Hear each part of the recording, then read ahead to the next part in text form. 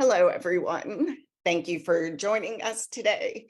I'm Tanya Verkaitis, the Executive Director of Physicians for Social Responsibility, Pennsylvania. As we get started, I'd like to ask everyone if you can share where you're joining us from in the chat. We're going to use this cool app called Magic Map so we can see where everyone's coming from today.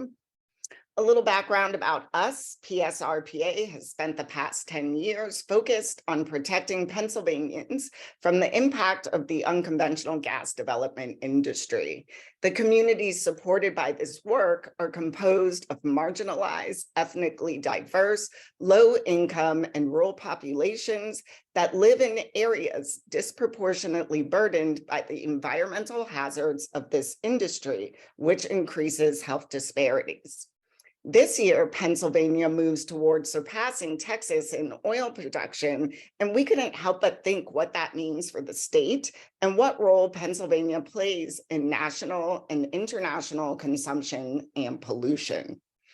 Our opening segment, The State of the Commonwealth, is an audio-visual collage of how Pennsylvanians feel that this and other industries impact their health, their land, and their daily lives. We then turn to our friends in other parts of the country to learn how the resilience of grassroots organizations and communities has shifted the paradigm to protect themselves and our precious climate. This will be followed by groundbreaking research on drinking water and air quality. We close the day with global guidance on how Indigenous peoples strive to establish their land rights and protect the climate. Please continue to add where you're located to the chat. We'll be able to look at the map later. We hope that you find this journey from hyperlocal to global perspectives engaging, educating, and inspiring. Thank you.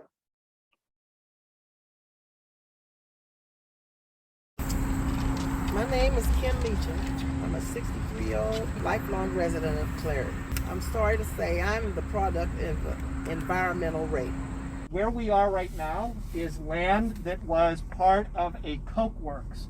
Coke is used as one of the ingredients for steelmaking. Now, coke production is the dirtiest industry that there is because of the nature of how bad the impurities are in coal. Some of it is heavy metals like mercury and arsenic. Some of it is particulate. Some of it is organic compounds that get released and form hazardous air pollutants.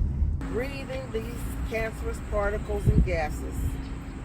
As the years have gone by, I've lost countless family members to cancer.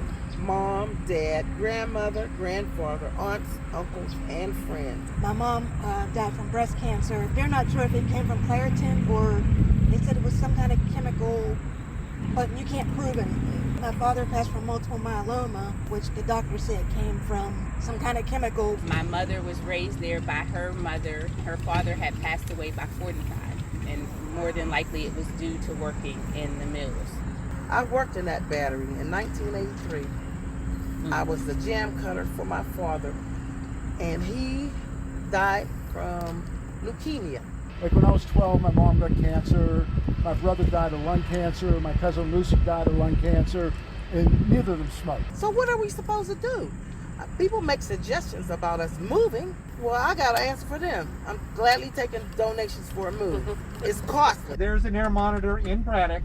The air quality where we are right now is worse than 95% of the entire country. And where we're headed, in Clairton, the air quality is worse than 97%. Nobody wants to live next to that sound going 24/7 and the pollutants in the mill. The reason why a lot of the workers don't live here is because they don't want to put them at health risk by living here and working here. So more than likely, most of our union workers aren't even residents of the community, and they tear down our homes, take our land, and do what they want with it. And most of it is sharing rights and privileges with their friends. When you tell this story to other people, they're like, I can't believe this is happening. When they built this plant in the 1950s, they knocked down all the homes.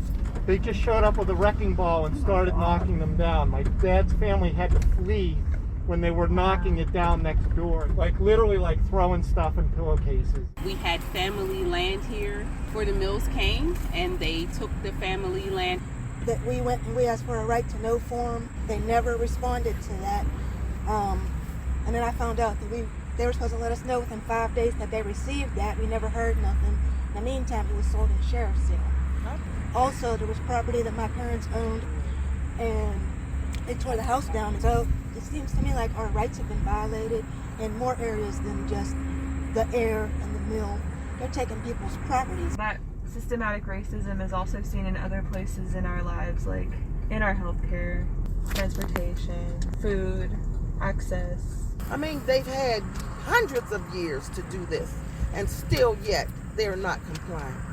So what are we supposed to do? I'm devoutly fighting for right to know and FOIA because those people who are already in a low income situation have a difficult time trying to make their way out of here, but they also have a difficult time living here. And one of the top, and I think it's the #1 health disparity on the EJ website is low life expectancy.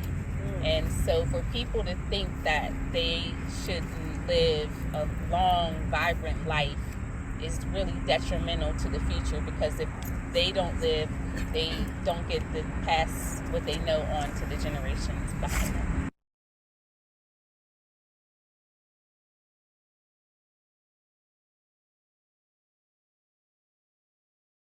This is in 2004. This is at the start of the Marcellus drilling. And we had one well drilled in Mount Pleasant Township, which is my area. And the rest of the county is nice and green and plush. And then in 2022, so now this is what we look like. Wow. So we are completely inundated. The county is riddled with the industry from well pad to processing to product. It's a spider web of pipelines that connect well to all the processing. So in the midstream section, we have processing at well pads, meaning compressing, separating, and then into pipelines, pigging, launching and receiving, to further processing down the road to compressor stations, and then on to the Houston plant. Everything in our county feeds to the Houston plant, which separates further. Cryogenation or cryogenic processing happens there, as well as fractionation. And that's the critical part of it, because then it is separated into its products, which will go to the Mariner East, Mariner West, Falcon pipeline. The Falcon pipeline is the one that is taking the ethane product to the shell cracker plant. So everything that's going on is for a product, and it's a big section of it is ultimately to make plastics, something we don't need more of. Initially, when they first started drilling in our community, they told us it would just be trucked, and it's not a nuisance or anything. And slowly the compressing happened at the well pad.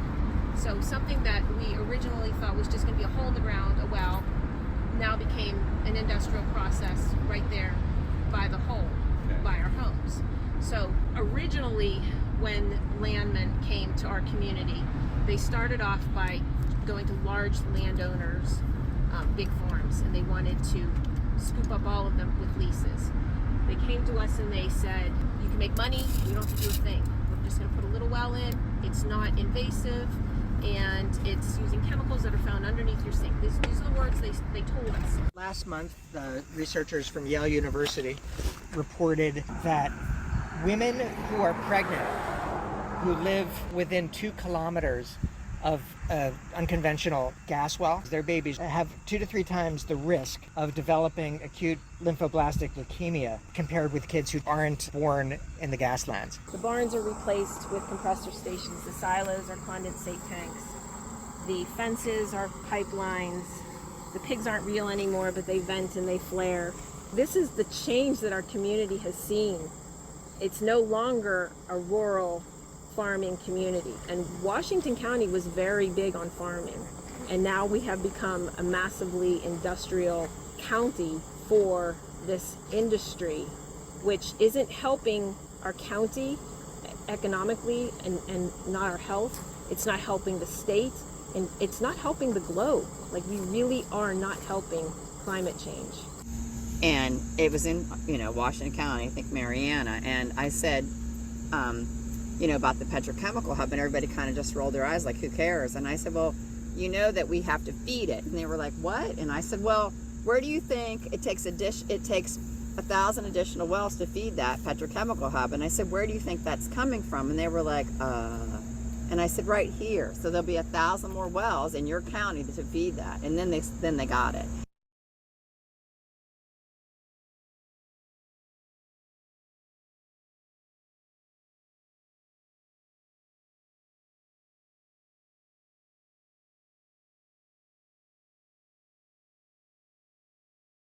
We're here because Hilco is the new owner of the PES refinery site, which has been polluting this community for over 150 years.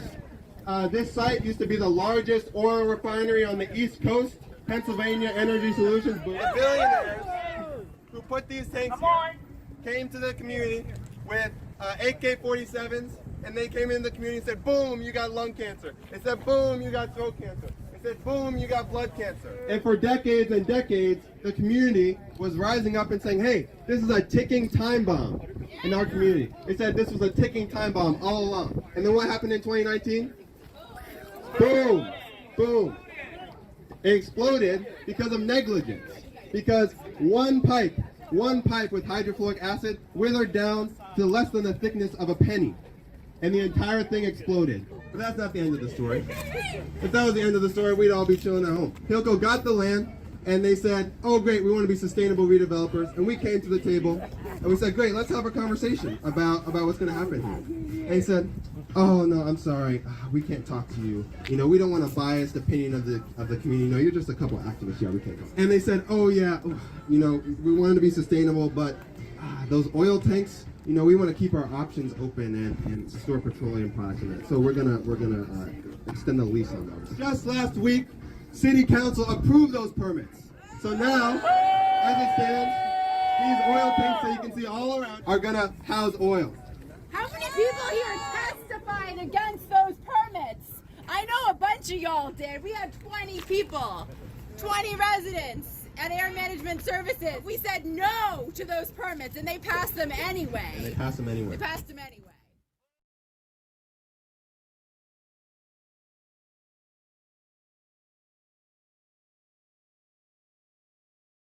I am Zelene Mayfield. I'm from Chester, PA. Woo! And Chester has been called the site of the worst case of environmental racism that they've seen in this country. And we are fighting basically to save generations of people. Generations of people have been destroyed. Families have been wrecked with diseases and cancers and respiratory illnesses and bronchitis and you name it. Our communities have suffered this, and we've suffered it for the benefit of every freaking body else's life. We're not compensated, there ain't no reparations. We're supposed to accept the conditions of our life, even though we didn't cause it. And it was done all in the name of profits, all in the name of $1. They know what the health statistics are. They are fully aware what they've done to our communities and the genocide that they've caused in our communities. And we are demanding that the same people that offer protections in other more affluent communities like Lower Marion, up in Chestnut Hill, but you don't see this crap. Our communities are burdened with these type of things. It should not be. How dare they? How dare they?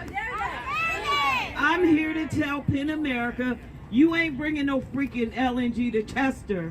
Let's push them one why Philadelphia sends damn near all their trash to Chester to be burned and stop the environmental genocide that occurs in our communities all the time. Thank you.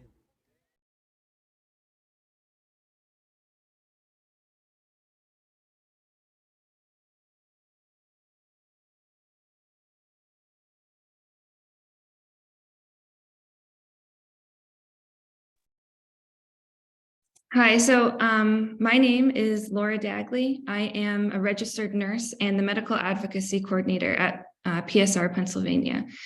And that video you just watched, it just showed us a sampling of the health issues and the impacts that people face.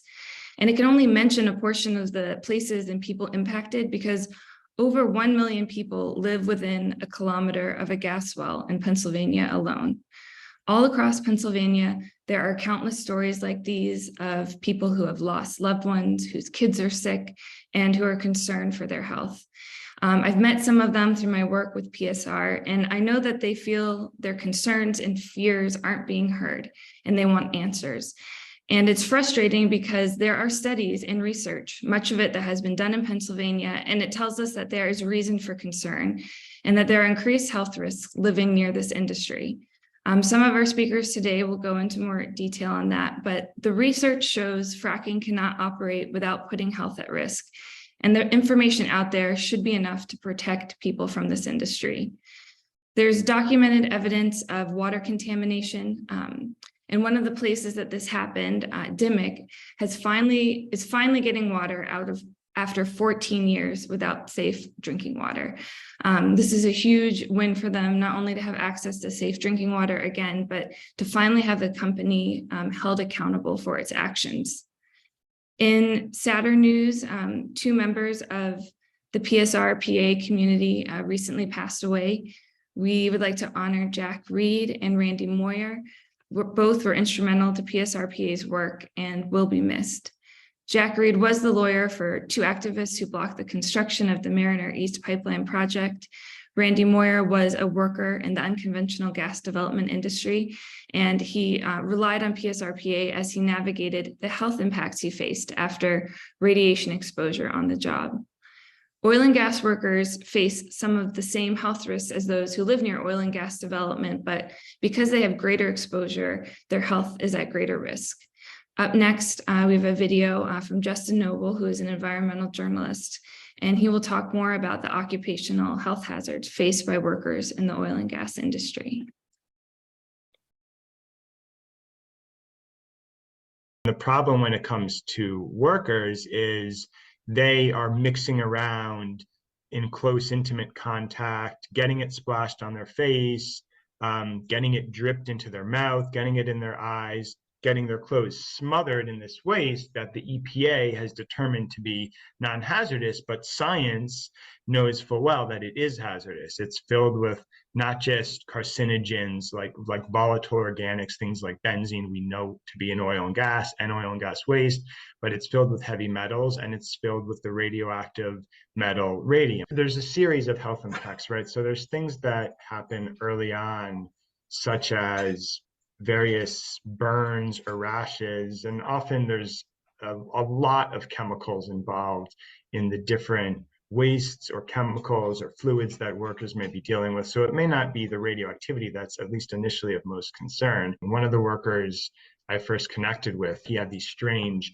rashes over various parts of his body. Seemingly random parts of his body would swell up, his knees, his face, his testicles. And Randy was a brine hauler, so he drove a truck filled with brine. He had to go into tanks, but his only tools, as he told it to me, were a shovel and a squeegee, and he had absolutely no protection. Jenny said he had a rope wrapped around his body in case he passed out or blacked out, a worker could pull him out. And that was the type of oversight. And Randy's rashes were so severe, he ended up going to the hospital on a number of occasions. In the end, he really couldn't work. And just earlier this year, Randy passed away. I think he was in his 40s. He had children. And so when someone like Randy dies, it isn't tabulated into the damage of this industry. A worker who ends up with this sludge all over their clothes or all over their face, all over their boots is, according to the law, there's no problem because they have non-hazardous waste. The fake science that the exemption is based on,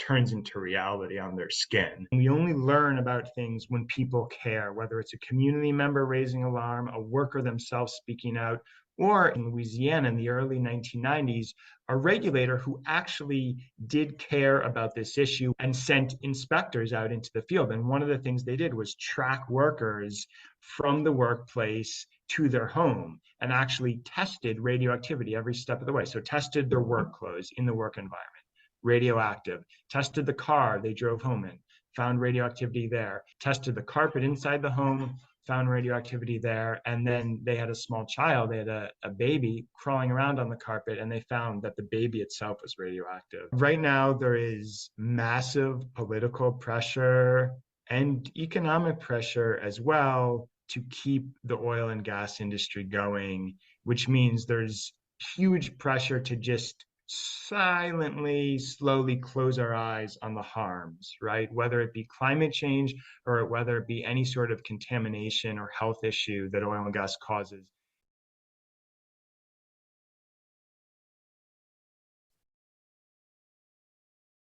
I'd like to have a brief moment of silence for those that we lost this past year.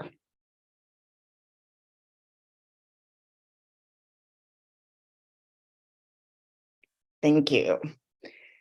Now that we've laid the groundwork for Pennsylvania, we'd like to turn to our friends in other parts of the country so that they can share with us how their communities and organizations have been resilient in the face of these toxic industries. On our panel today, we have Commissioner Erniko Brown, founder and executive director of Organized Uplifting Resources and Strategies. She is also the ECJ chair for the South Carolina NAACP State Conference. In the past 15 years, she has led political, community, advocacy, and civic engagement efforts at the local, state, and federal levels. She uses her lived experience and leadership skills to craft strategic vision around strengthening community capacity building and mobilization through a lens of equity. She is a veteran organizer committed to making the local to global connection that lifts the voices of impacted communities. Also joining us is Michael Hansen. He's the executive director of GASP. Prior to joining the GASP team, he was director of public relations for the Modern Brand Company, where he managed communications for the Jefferson County Health Action Partnerships Champions for Health campaign. Michael is an active member of the Greater Birmingham community, working passionately as an advocate for health equity, food access, civil rights, and social justice. He has years of experience and extensive training in the areas of public health and environmental protection. He is the president of the Southeast Climate and Energy Network Board of Directors. Michael also serves on the Clean Water Fund Board of Directors and is a member of the Arm in Arm National Core Support Team. Unfortunately, Sharon Levine is not able to join us today, but she is the founder of Rise St. James.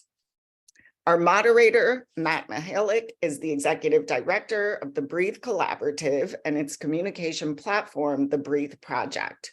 From 2007 to 2016, he served as program director of Sustainable Pittsburgh, where he created Pittsburgh's Sustainable Business Network, Champions for Sustainability, and its performance programs and networks. Matt has been teaching sustainability and environmental policy at Heinz College, Carnegie Mellon University since 2008. He's published multiple peer-reviewed articles in sustainability, design, and education, and has co-authored Ethical and Environmental Challenges to Engineering with Michael E. Gorman and Patricia Werhane.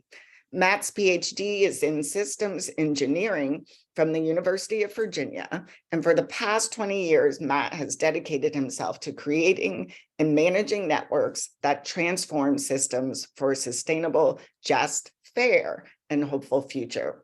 He serves on the boards of Phipps Conservatory and Pine Richland School District. Thank you all for being here.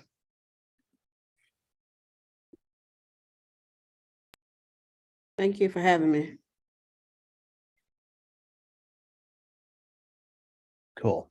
So from my bio, you could probably tell that I wear a lot of hats. And one of them is that I serve on the Arm in Arm National Organizing Committee, which is what I'm going to be talking about today.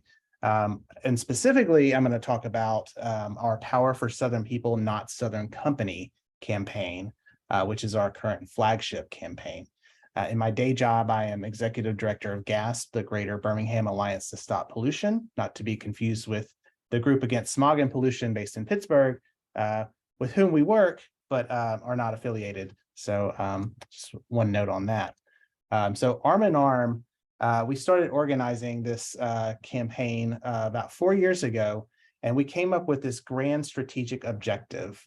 Arm in Arm, our communities will ignite a transformational era that ends the climate crisis, centering racial and economic justice. And you will notice in that grand strategic objective that we didn't say we're going to end climate change. We're aiming to end the crisis. And so we did a lot of research and discussing of past social movements and effective strategies. And this chart example is part of our theory of change, looking to move people from one end of the spectrum of support to the other, and looking to move in particular the neutrals, people who don't have a strong opinion one way or the other about things like climate change or environmental justice. We want to move them into our camp. And we also want to move passive opponents into the neutral category, or even further along into the passive support category. So that's part of our theory of change. And we also looked at some history lessons as well, such as the Gandhi salt marches and the civil rights movement here in the US. And what we came up with as a strategy is what we're calling disruptive humanitarianism, which is this idea that we can use humanitarian acts and mutual aid and things of that nature to highlight the injustices that our communities are facing and the absurdity of all of it through good deeds and, in some cases, civil disobedience and nonviolent direct action. And in our planning, we developed this set of phases that we're currently in phase 3. Phase 1, we started out with just recruiting people to train them in everything from nonviolent direct action to anti-racism and media strategy and other types of training. And then last year, we spent the year doing some test events, trying to experiment and see what worked. And we called these rising actions and trigger events to get conversations started. And this year, through the Power for Southern People, Not Southern Company campaign, we are trying to mobilize people in our communities in the South with the ultimate goal of mass escalation for the rest of the US population. And then we want to reabsorb into local communities and reevaluate and then figure out where we need to go from there. So it's an iterative cyclical process. This is a little graphic that we have for our campaign. So if you're interested, even if you don't live in the South, I would encourage you to text AIA Dirty South to 71777. We'll keep you in the loop about what we're doing. And I'll have this at the end of the presentation as well. So diving into the campaign, there are 3 states. They are Georgia, Alabama, and Mississippi. And this is the Southern Company footprint. Southern Company is notoriously one of the worst utility company actors when it comes to climate change and justice. And in particular, Alabama Power, my utility, happens to be the worst of the 3. So it's a time that we need to mobilize people in support and opposing what these companies are doing. And one of the pressure points that we've highlighted here on the screen with these seals are the public service commissions in our states. So next week, we'll be going to our public service commission here in Alabama, for instance. And I wanted to highlight some of the things that have been going on. In Georgia, they're looking at multi-million-dollar rate hikes over the next year and upwards of up to 46% from year over year in rate increases. And they're currently debating that in Georgia. In Mississippi, Mississippi Power has asked for a rate hike. and specifically tied to natural gas costs. So these companies have invested heavily in fossil fuels and claim that quote unquote natural gas is a bridge fuel. But what we're seeing is what we've said all along, which is that fossil fuels are not the answer. And so people are paying more and more in already overburdened communities. And here in Alabama this week, Alabama Power announced the third rate hike of the year, the second in 2 months. And this one they tied to gas again.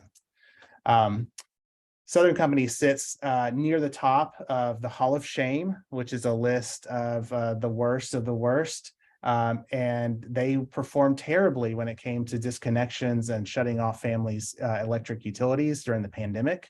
And some of us were very active in opposing that. But yet they still did that, and they increased their profits and payouts to shareholders and executives and bonuses to executives. And so that's part of our campaigns to oppose these practices.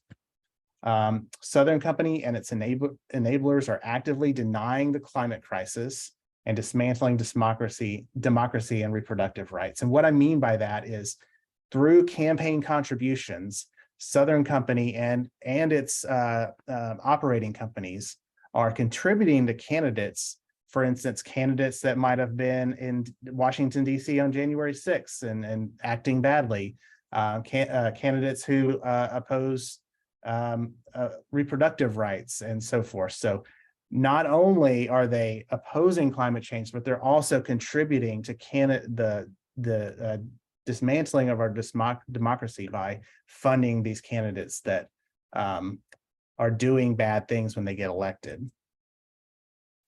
This summer, you might have seen a segment, if you watched Last Week Tonight with John Oliver, where he highlighted monopoly utilities, investor-owned utilities, and their perverse incentive to keep building and building and building. So for instance, in Alabama, we're building $1 billion of new fossil gas plants.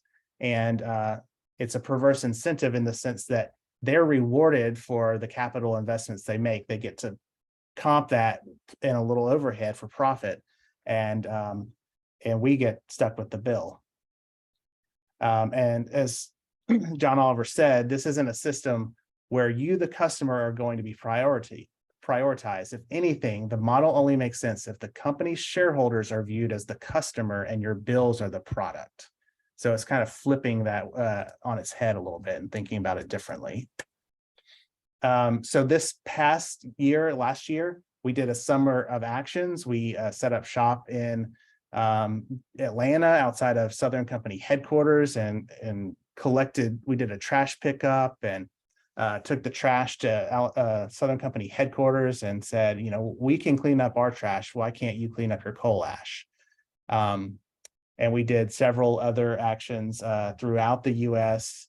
And I went to Bemidji, Minnesota to be in solidarity with the Line 3 protests, and went to West Virginia to help with the MVP opposition as well. And so we're using a lot of different strategies to oppose these fossil fuel build-outs.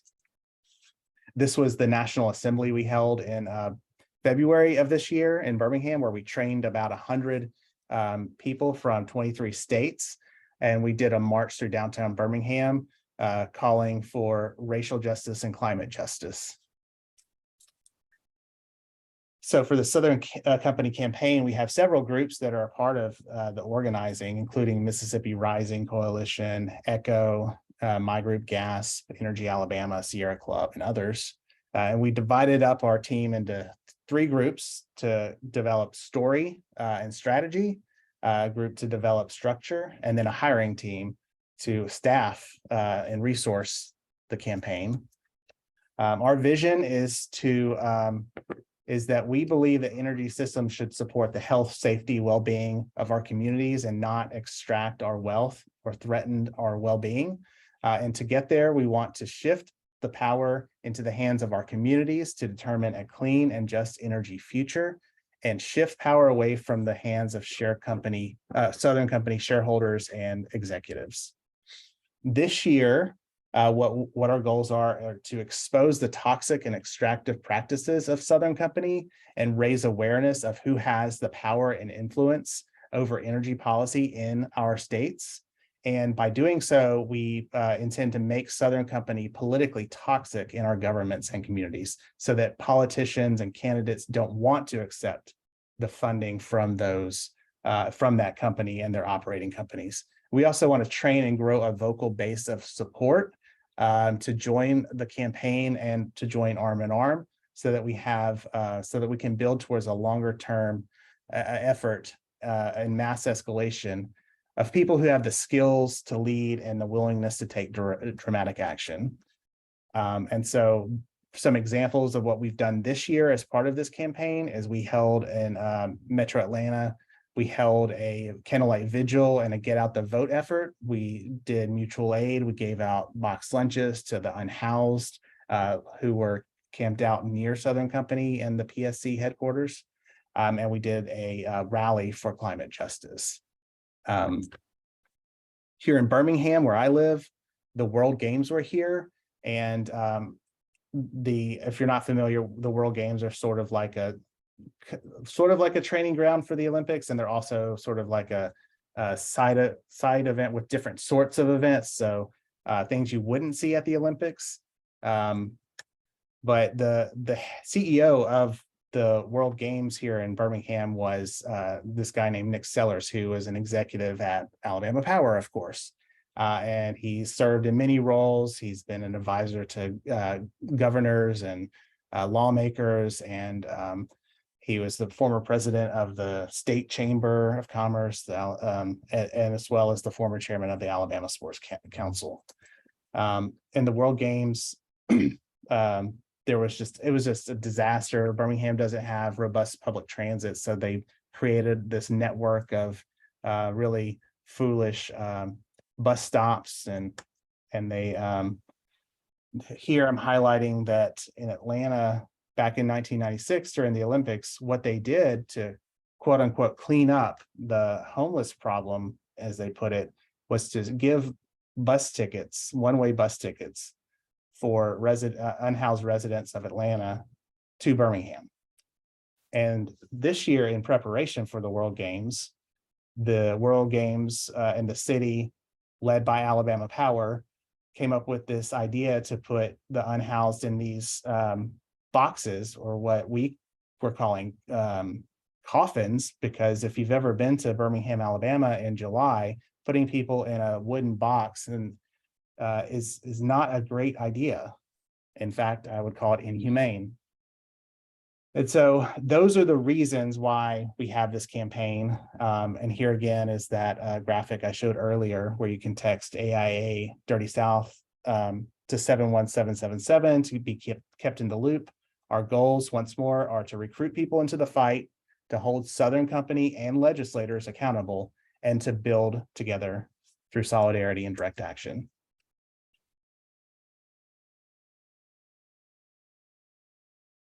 Michael, thank you very much for that presentation. It's very inspiring, very organized. And I just want to remind everyone that if you have questions for any of the speakers, please feel free to put them in the chat. We'll gather them, and then we'll go over them in the Q&A session after all the panelists present today. So thank you, Michael, for that. And with that, I'd like to open it up for Arnico to give her presentation and speech today. So thank you, Arnico, for being here to share your experiences and thoughts. Absolutely. Thank you so much. And Mr. Michael, it's good to see you again. My name is Arnico Brown. I'm the founder and executive director of OURS, Organized Uplifting Resources and Strategies for Our Blood, for Our Land, for Our People. The organization that I created, I founded it back in 2016, but I established it in 2019. And so I established it because I came into this environmental justice space, and I often heard things that were talked about, and every conversation that I heard, I kid you not, it always had information that led to words around low income and impoverished communities. And so for me, it's like trying to figure out and understand, why do we consistently have this conversation about low income impoverished communities, and how does that connect to the environmental justice system? And so for me, hearing these things and starting to be a part, because I was very curious about the, I call it $10 language that's being put off by individuals and coming into these spaces. I was very interested in it. And so I actually went to a convening where I heard this, and I'm like, you know, and they started talking about that, but they also started talking about sustainability. And so I'm like, what is sustainability? And, you know, when I continued to have the conversations with individuals, I was like, hearing about, well, how can I be an ally in Black communities, and how can we uplift sustainability? And what I come to learn is that sustainability, or not come to learn, come to understand, because to me, sustainability is a $10 word for survival, which Black folks have been doing for over 400 years. To me, I've really connected the dots, because these conversations that are being had with the language, they're pretty much about the people who look like me, right? And so let me get in, let me understand what these false narratives are. Because with sustainability, what I've learned, it's not even something that I learned. We talk about like food sovereignty, we talk about poor communities. I'm 35 years old and I've had a garden my entire life. You know what I mean? So that is like one of the things that people talk about that people really don't know about. And it's like, my community is my community. And what I've learned coming up in the years has nothing to do with what people are saying. It's just my standard of living in my community that is not conducive to your standard of living in your community. And so it's important that people understand that we have to take a stance as Black people, and I'm going to speak more intimately to that. As Black people in environmental justice, each and every conversation that is being had is almost always about us. And the fact that we don't have a seat at the table, the reason I created or started this organization was because people weren't giving me a seat at the table, so I had to build my own table. And now people come to me and ask me the things that are going on in my community, right? And so things that I've asked across the Southeast in doing the work, because like Mr. Michael, I wear several different hats. You know, y'all call me commissioner when I got on. I'm a commissioner locally. At the state level, I deal with the NAACP. My organization works across the Southeast region, and it also moves nationally. And so just like Mr. Michael, I'm in several different places having these conversations, but I put myself in a place where I'm able to speak truth to power intimately and speaking from experience. And for me, it's important that people know the realness of the things that are going on. People see, hear, know, and understand what people are actually going through, and not looking at the scientific parts of what's going on, but seeing the humans and how people are impacted from a humanistic perspective. And so for me, looking at what's been going on, is like, in this environmental justice movement, what significant changes have been made on behalf of community, right? All of these organizations are out here doing the work, but who is really moving the ball and mobilizing communities? And so we can talk about all the things that we're doing, but where's the mobilization and where's the organization? And how are people given a seat at the table to talk about these issues? And another thing that's very important to me is who is checking the checker when we're talking about these things, right? So speaking my truth, I speak my truth, I speak for my community, I speak our truth. I speak for myself, you know, when I walk into this, when I walk into the environmental justice space, I speak for my community because I know us, because I love us, and because I carry our legacy. Most importantly, I am community, and my lived experience is expertise when you walk into a community.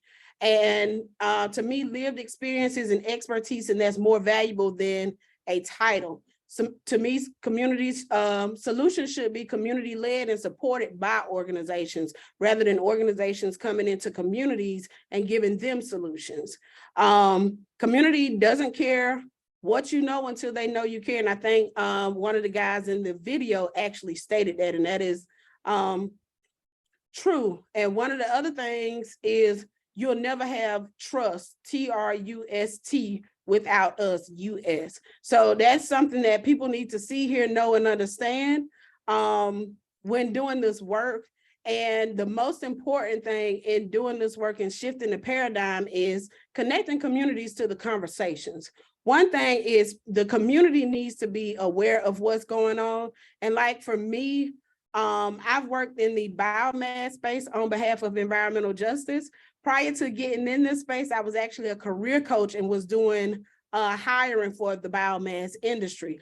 I did not know that I was impacted by this industry because they talked about the promises of jobs, but they never ever talked about the health impacts that were going to happen to people. I think in the video, they talked about the volatile organic compounds, and they talked about the health issues and the respiratory issues. And those are things that are very much true. In my past, I've worked across the Southeast, where I've actually had the privilege to go and organize a community that was directly impacted by biomass, where people were literally having to, kids were literally having to take allergy shots once a week. I work with individuals who have to have oxygen every day, people who've had nosebleeds daily, woke up when they couldn't breathe. And these are things that actually go on. And this was a community that did not know that these things actually happened. They couldn't speak the language. They didn't know what was happening. All they knew was that this was going on and something was happening to them. So they didn't even know the language of the actions that were happening to them. So I went to that community raising awareness around the issues, and I also, amplified those messages. And what I did was host town halls with them, have community conversations, did ongoing webinars. Outside of that, we held and we did calls of action after we raised that awareness.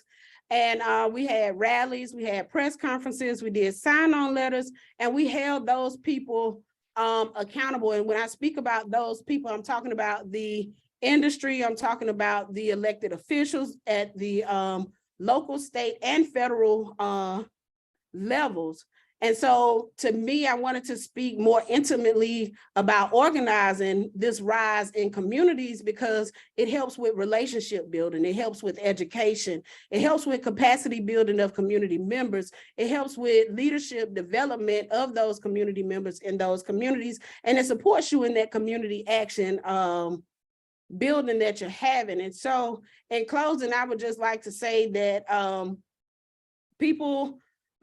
communities, organizations can do the organizing, but those communities should lead the solutions. Your work is in service to the communities and it supports them in their decision-making.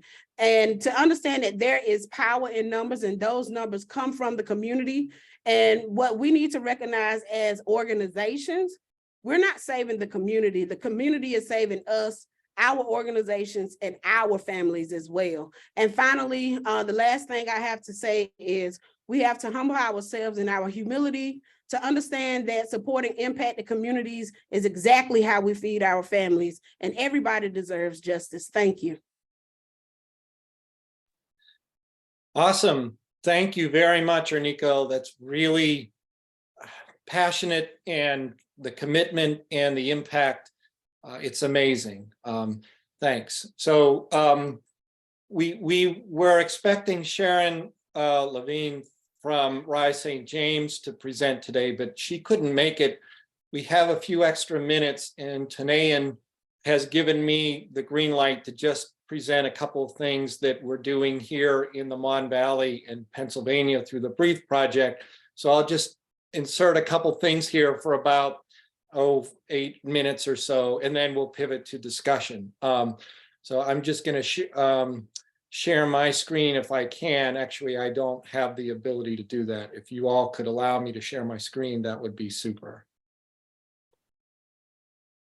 So what I'm sharing with everyone today is information that I shared yesterday with a community engagement meeting with the U.S. Department of Energy and federal agencies that had a listening session in Pittsburgh for building an industrial-based carbon capture and hydrogen industrial system here in southwestern Pennsylvania, one that we don't want in the Mon Valley. And it was a first attempt at a listening session. So I'm with the Breathe Project.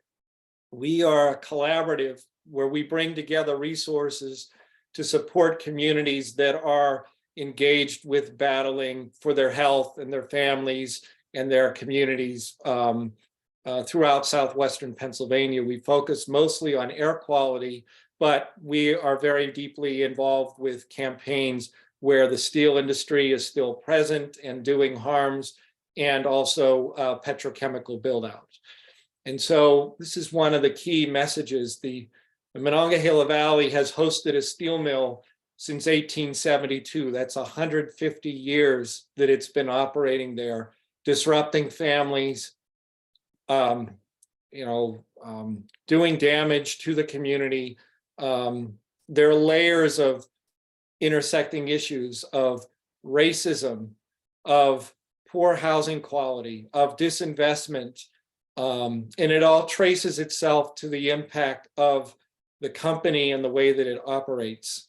I want to share with you quickly a video that's based off of some of the tools that we use to help communities in this campaign work that we're doing. So this is our Breathe Project webpage, and we have information tools and technology tools as well as organizing tools. And so I'm going to share with you a video that's pulled together of the cameras that we have pointing 24/7 at, this is the Clairton Cookworks in the Mon Valley. You can see severe levels of pollution being trapped by a temperature inversion, settles in the Mon Valley community there, where there are 35,000 people that live in close proximity to this plant. These pollution events happen all the time. It's really terrible. This is the Edgar Thompson Steelworks in Braddock, which is connected to that Clairton Cookworks where the blast furnaces are.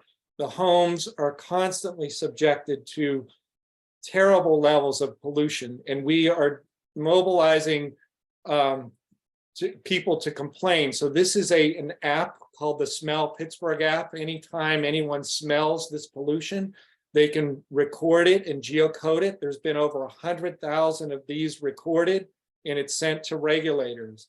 This is Plume Pittsburgh that shows the pollution sources, the wind direction, and the smell reports that show there's a direct correlation between where pollution is going from these facilities. This one also has the monitors with the circles showing up, showing that that's where the impacts are. So this helps communities organize the cameras, their own lived experience of smells and visual evidence to mount campaigns with regulators to hold these entities accountable. This one is in the Ohio River Valley, where there is a shredder that caught on fire and burned for about 9 hours.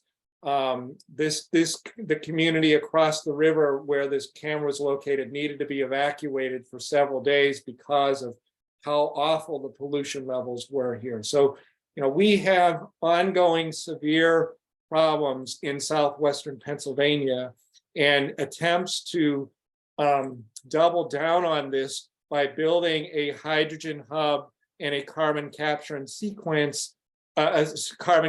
sequestration program is really going to doom our region for the long haul from a climate perspective and from a health perspective. This is just data on those U.S. Steel facilities. The orange ones, they're all the interconnected plants in the Mon Valley. They account for over 3/4 of all particle pollution in Allegheny County, just from those 3 interconnected facilities in the Mon Valley. The owner of this company, U.S. Steel, they make promises to clean it up, and then, like Lucy in the football, they pull the football away at the last minute. They pump up people's hopes, and then they lie, and then they pull the football away. What's happening here is in Pittsburgh overall, air quality, if you look at every monitored community, we're at the 27th percentile, but that's an average across 8 monitors. If you look at the monitors in our county, the Mon Valley monitors in Clairton and Braddock, they have air quality worse than 95% and 90% of the entire country. And as a result, our county has some of the worst cancer risk from air pollution in the country, and the worst 1% of counties nationwide. And that cancer risk is centered in the Mon Valley. The most, highest levels are in right where the Clairton Coke Works and the Edgar Thompson Steel Works are. And it's been like that for generations. And that's why there are so many disrupted families, so many terrible stories of people losing their lives early, losing loved ones. This steel industry, this is the Homestead Steel Works, which this all disappeared in the 1990s. But when this industry leaves, it just leaves a toxic legacy. It took almost 30 years to clean up after just this one site, and our region is dotted with all of these sites. And the existing plants still contribute to that level of toxicity. So it's disrupted families for generations. We have a leadership problem. Our county's leaders, our corporate leaders, they're not interested, and then they're looking at doubling down on some of these things. They released this report in April of this year, looking at our energy future, and they basically are saying in this report that maybe a 2-degree or 2.5-degree pathway somewhere in here would be acceptable for our region, which we think is a horrific stance to take from a leadership perspective. They're called for 0 levels of decarbonization of the industrial sector by the year 2030. And then any decarbonization for the utility sector, they're claiming credit for a power plant that closed in 2019 as part of this level by the year 2030.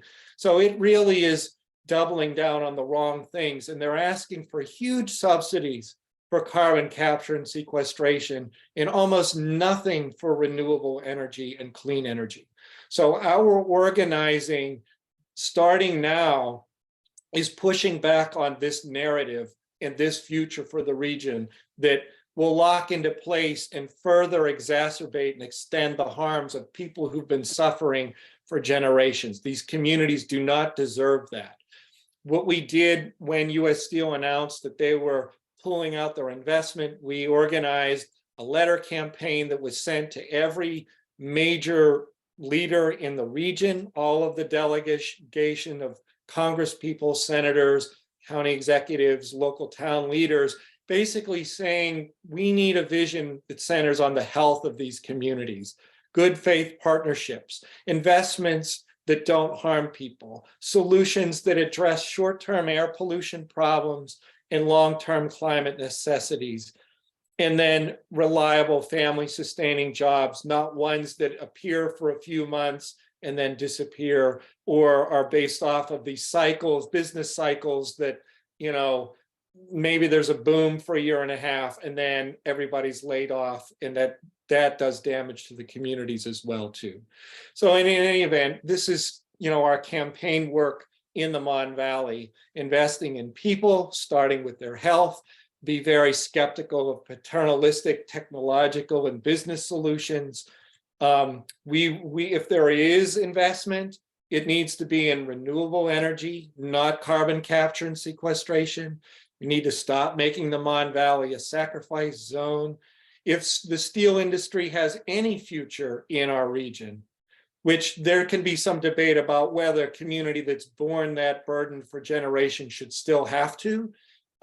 If it is going to continue, it should be all driven by renewables and green technology and not natural gas and fossil fuels. So with that, that was just sort of a short background that I could pull together here as an audible, just to see where we're coming from the Breathe Project. So with that being said, I want to open this up to a discussion. So if people have questions for the panel, please put them in the chat. So I see there's one here from Diane Dorigo. How close are these facilities to Apollo and Parks Township? How could have synergistic effects with radioactivity from the legacy nuclear facilities and radioactive waste? So that is one that I think is a question. Is that a question for Michael or?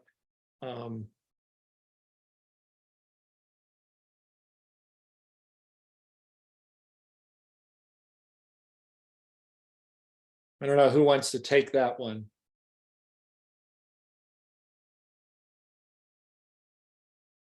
Maybe we'll come back to that one. I have one here from Hawaii. It says we have a major fuel spill from underground military storage tanks that's leaked into our water system. The issues have been known by the military for years and unaddressed. People and communities have been affected and have ill health. It seems unthinkable. Great work. So maybe we want to react to this. Have any of these groups organized against military spillage as part of the corporate industrial military complex? So we'll see. I don't know if Ernico or Michael wants to jump in on any of this so far.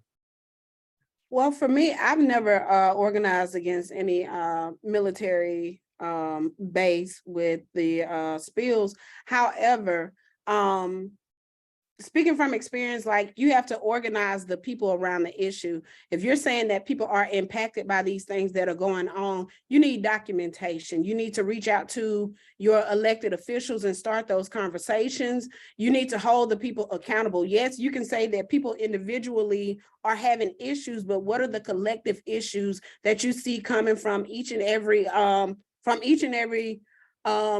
person? So what I did in the community that I was organizing, one thing that we did, we created a survey and asked people to check off, the things that were happening. And we took that information to another organization and said, hey, these are the things that are happening. These are the things that are prevalent in this community. We created a nice sample size that was relative to the community, and they were able to take that information and then move it to the next level and saying, hey, these people in these communities are having these issues. These aren't just one subset of individuals, but this is a sample size from the complete community, and utilizing it to have a leg to stand on. You have to have documentation about things that are going on. You have to have pictures. I'm glad that you showed the monitors in the communities. If these things are going on, have documentation of the impacts that are going on in the community, and not just from one or two people, from a lot of people in the community. Because that'll give you a leg to stand on when you reach out to elected officials and hold them accountable for the things that are going on. Because like I said, who's checking the checker? The community needs to be that voice for the community, because elected officials are people that we elect to sit in these seats to serve, be in servitude to us, and make sure that you're holding them accountable, because they're not there just for namesake, they're there for your sake. Thank you. Thank you, Ernico. The next question is also for you. It's, have you heard or been part of any organizing around the aluminum plants in South Carolina? How are they perceived in the community? No, I have not been a part of them. Could you give me one more specifically, Miss? I believe this is Miss Hillary. Yeah, Hillary. I don't know if they can. They don't think they can speak. I don't think their mics are active. So maybe she can type something in there and follow up. This next one's from Linnea. what tactics are you using in the areas that each of you spoke about that you have felt have had the most success? So what's been successful? Maybe Michael, do you want to talk about what's been successful for you? Sure, I can chime in on that. Earlier in my presentation, when I talked about the World Games that were here in Birmingham, and what we did this summer is we actually held a series of demonstrations alongside the World Games events. So we did our own tug of war outside of one of them, and we had people dressed up like the people on one side, and then we had people like a guy wearing a top hat and a monocle is representing corporations and executives on the other side. He had money bags, and it was sort of like a funny tongue-in-cheek demonstration to illustrate what we were saying about the power company being like them versus the people. And we also did a lemonade stand where we had fresh homemade lemonade. I spent all day making like 2 large vats of lemonade with real lemons squeezed by my hands and whatnot. Anyway, so we had this lemonade stand, and then the other we had, you could pay like $100 for, we put some charcoal and some water, and you could drink some coal contaminated water is what was representing. And so we were like really doing like a satire on the whole situation. And at that lemonade stand, we had mutual aid, so people could apply to receive funds, no questions asked, to cover their electric bills. And that the combination of the humor and the parody with the mutual aid was really effective. And we had several hundred people sign up. So that as a tactic really worked well for us. Great. Arnico, anything you want to add? For me, I definitely do relationship building ongoing in communities. And people literally, I live in South Carolina, and I hold my relationships near and dear. I'm actually out in Baton Rouge supporting an organizer that I hired in a previous place. And so I'm one of those people. I build relationships in this work to create family, because oftentimes people don't have family to support them in this. And when you are brave enough to stand out and stand up about these issues in communities, oftentimes you lose people in this, because people in low income communities or communities that historically don't have a seat at the table, oftentimes there's division in that community because you decide to stand up for what's right, and people don't like change. And so making sure that you have a presence in that community, making sure you continue those relationships, making sure that when you start this work, you're open and available to building those relationships with individuals in those communities. Outside of that, I've partnered with the NAACP, and I make a practice of cutting the red tape for resources in communities. I make sure that if there's something that I can do for communities, I do it. If there are resources that I can bring to communities, I do that. And the things that I have within my own organization that I partner with other organizations, you not only get whatever that organization has, but you get what my organization can bring. And so what I do is, and what I tell people, I come from love, and that's all that I can give. And so I love on the entire you. If there's something that I can help you with, I definitely do that. If there's something that I can bring to you, I definitely do that. Because in this work, it's not just hard work, it's hard work. And so you have to definitely put your heart in what you're doing, making sure that people are seen, heard, and their emotions are felt doing this work. And so I just really try to be open, honest, sincere, and forthcoming as an individual to support other individuals in community and in this work. Thanks. We're getting a lot of questions now, so I don't know if we'll get through them all, but we'll save them all. We'll certainly save the chat and then be able to respond, afterward if what we can't cover here. So the next one is how are we expanding our reach based on wins and losses that have happened from the campaign work? One way I'm expanding my reach, like a lot of the well, I'm familiar with Arm in Arm, but because I've been so busy, I haven't been able to be a part of it. So, Mr. Michael, I'm still coming. Outside of that, we work a lot of people who are a part of this panel or a part of the environmental justice community are also a part of the US CAN network. So we're all together a lot of times, and there are action teams that we're a part of. I used to co-chair one of those as well. So there are a lot of different places that you see us doing the work. We're together doing different things, being in different communities. And for me, that's how I do the work. I do it in tandem with a lot of other people in a lot of different spaces. Thanks. Michael, you want to chime in on that one? Yeah, I'll add, and I really like what you were saying about resources, and that's one way for expanding reach and expanding networks is when people see that you're actually, to me, I always go back to this expression, show don't tell. And so, words are great, but action is better. And so when you can bring resources to people, when you can bring, whether it's like technical assistance or material goods or food or cash money in some cases, those kinds of resources show that you care, show that you're interested in a relationship with people, and that encourages people to build trust and come along with you on the journey. So I think that for me is probably at the top of my list. And I'll just quickly chime in for communities we've been working with, where it's a goal of that community to elevate their message. It's getting the media to show up so that they can speak directly to media, tell their story, get it on TV, on television camera, or in the newspaper and so on. So elevating message is one thing. Okay, the next thing here is, this is a good one. What's the best way to resonate with elected officials when discussing environmental racism?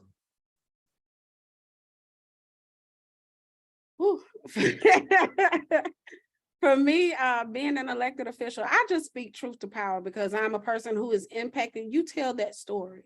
Whatever it is that you have going on in your community, you make sure that they know how you are impacted, and anybody can connect to somebody somehow. And when you're talking to elected officials, it's about your community.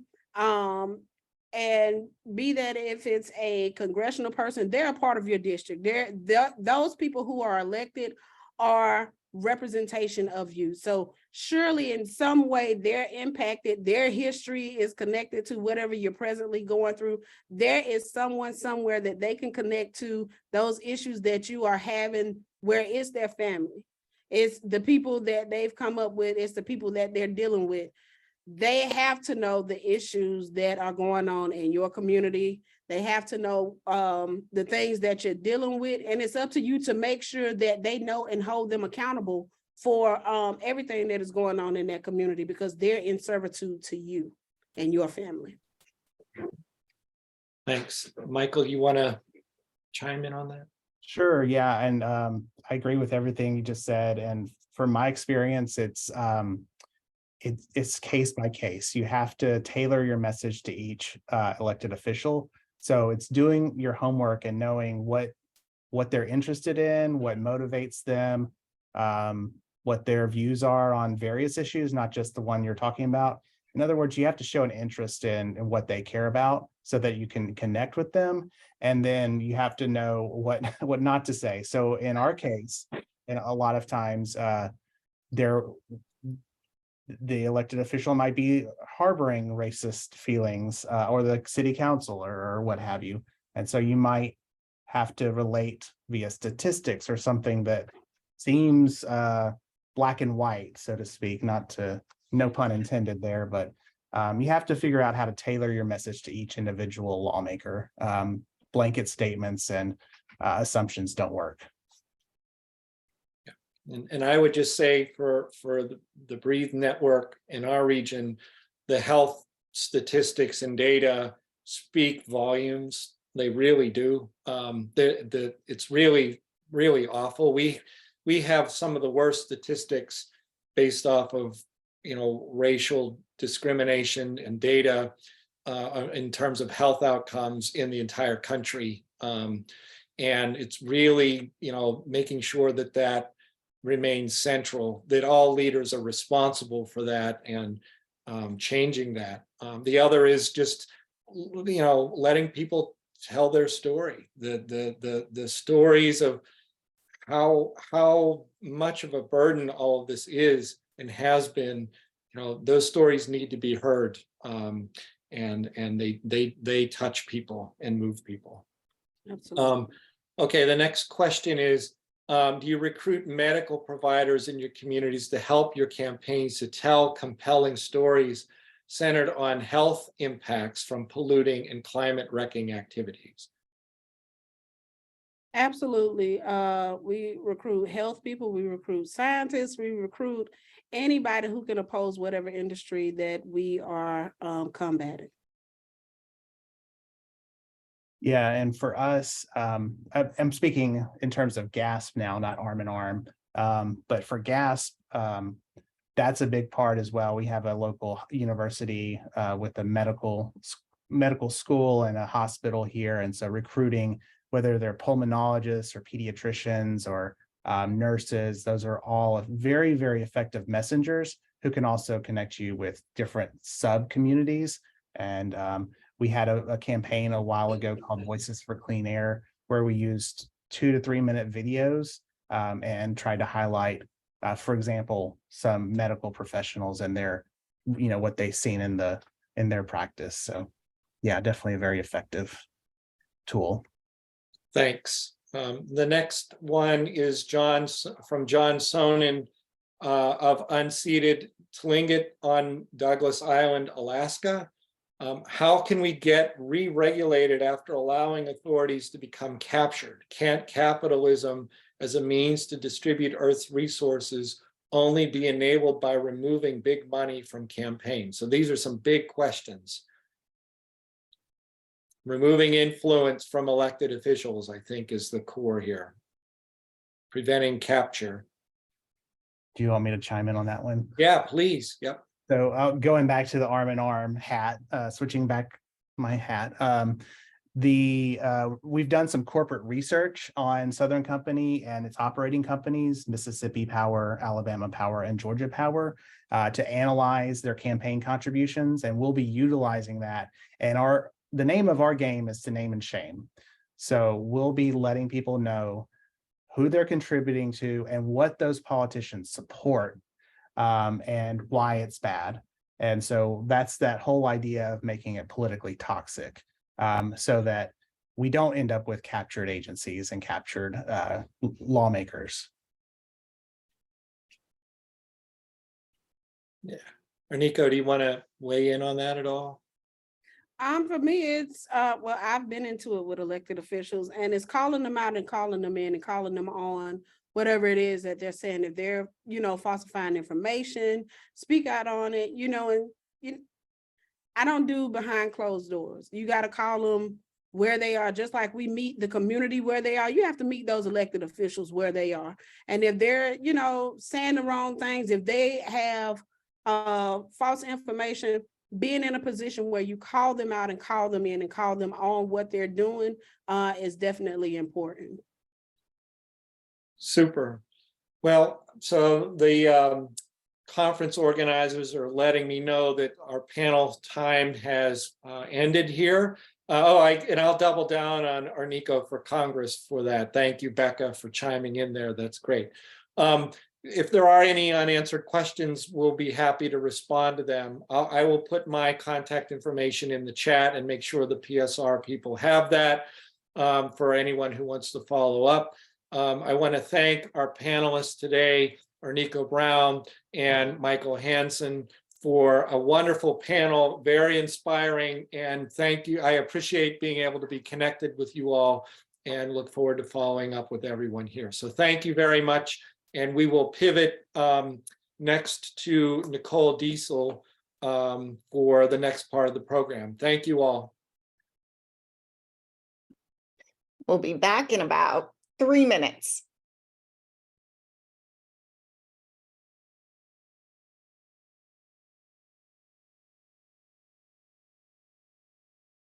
Hello, and welcome to session 3 of today's conference with Dr. Nicole Diesel.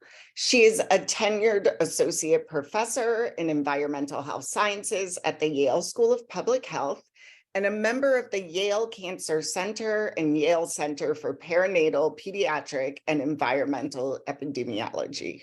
Over the past 15 years, her research has involved applying existing and advanced statistical models, biomonitoring techniques, and environmental measurements to provide comprehensive and quantitative assessments of exposure to combinations of traditional and emerging environmental contaminants.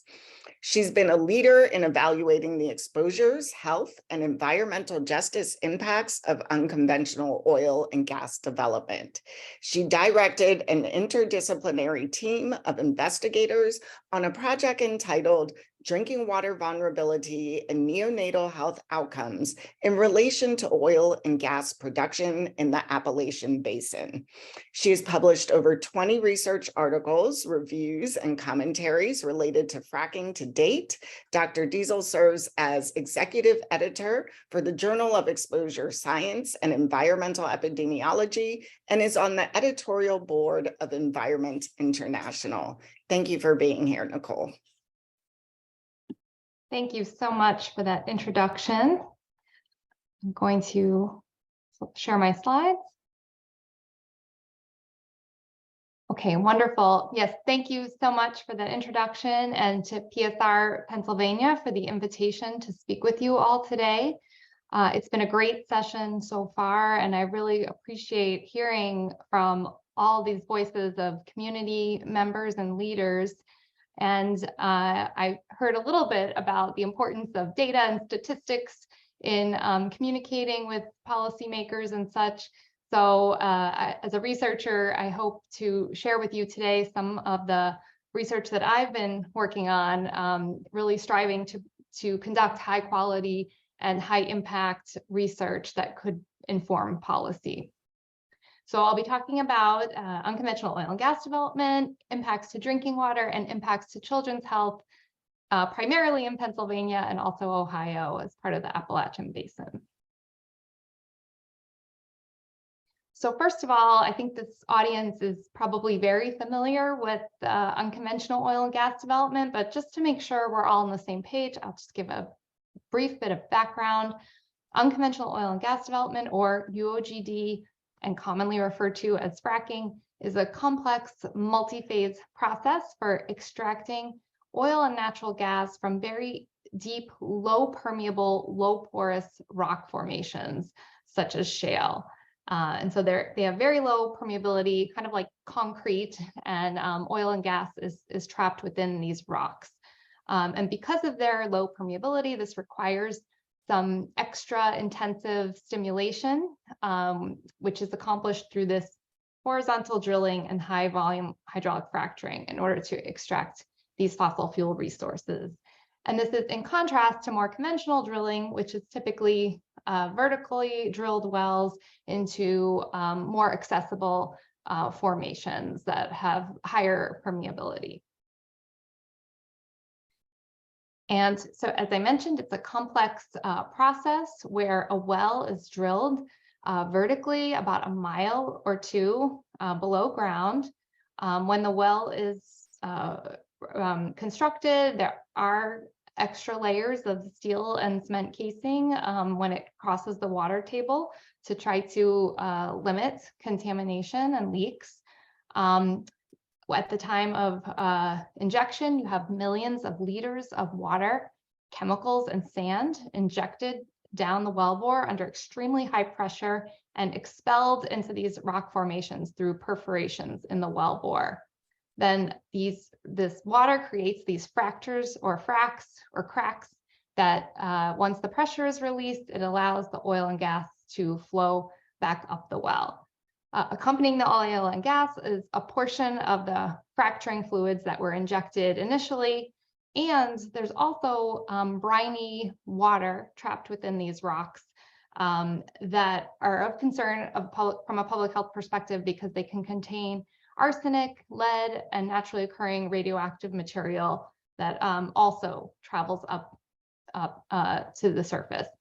So at the surface, there's millions of liters of wastewater generated per well, and it has to be managed. Okay, and so this industry has expanded rapidly over the past 10 years. Production of shale gas has increased more than 8-fold, with about 150,000 active UOG wells throughout the United States as of 2019. And this rapid expansion, including in Pennsylvania, parts of Pennsylvania are the green and the red sections here. But this rapid expansion has led to about 4 million people living within a mile of an unconventional oil and gas well, and about 9 million people having their drinking water source within about a mile of an unconventional oil and gas well. And the industry has been exempt from many of our key pieces of federal legislation protecting water, and the public health protections that are in place, such as things like setbacks, really vary quite widely from state to state. And this rapid expansion has also triggered high community concern that certainly we have experienced firsthand when going to communities and conducting our research, as well as we have some papers that show thousands of complaints being filed by residents about issues related to oil and gas in Pennsylvania alone. Okay, there are many possible stressors that can be released from these industrial sites.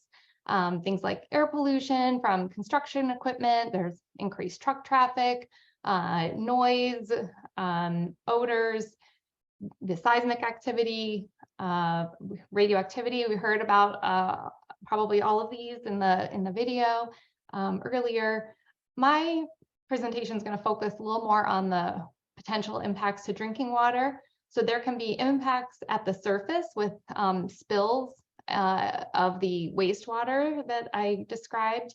And then there can also be issues that happen below the surface, either leaks or deteriorating casing below ground, or one common way some of this wastewater is described is it's injected below ground in disposal wells. So those are some of the potential pathways for water contamination. So when I first started out with this research about 8 years ago, there were all these potential stressors and potential health impacts, concerns about that, but it really was a big question mark in terms of having research studies and data and statistics.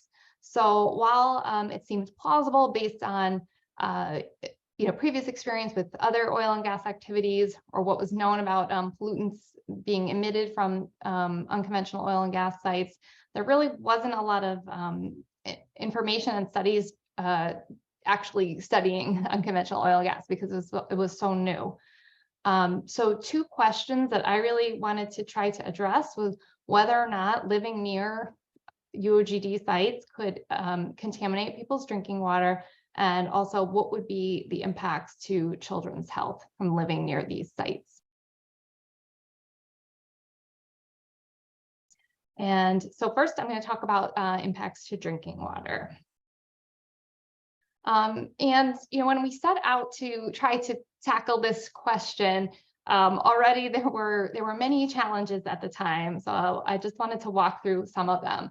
So first of all, we thought, could we use some existing data to try to look at people who live near oil and gas sites and look at their drinking water? But as you probably know, a lot of this drilling is occurring in more rural areas where people are served by domestic private groundwater wells, and no one regulates your private well. That is not under the purview of the EPA or state health departments. It's really up to residents to test their drinking water. And so there's very limited data available that monitors people's groundwater wells. And then we also were trying to figure out what should we measure. At that time, especially when I was starting out, the chemicals being used or produced were not really disclosed. There's still issues around complete disclosure. So there were potentially 1,000 chemicals reportedly used or detected in the fracturing fluids or the produced wastewater that we could test. And so we had to figure out how to narrow that down, because we couldn't possibly test for 1,000 different chemicals. And then also kind of, where to measure, how close should we look? Where should we, which home should we go to collect these measurements? And I'll talk a little bit about using just proximity alone versus trying to think about other factors like which way the water is flowing, or other researchers think about which way the wind is blowing, for example.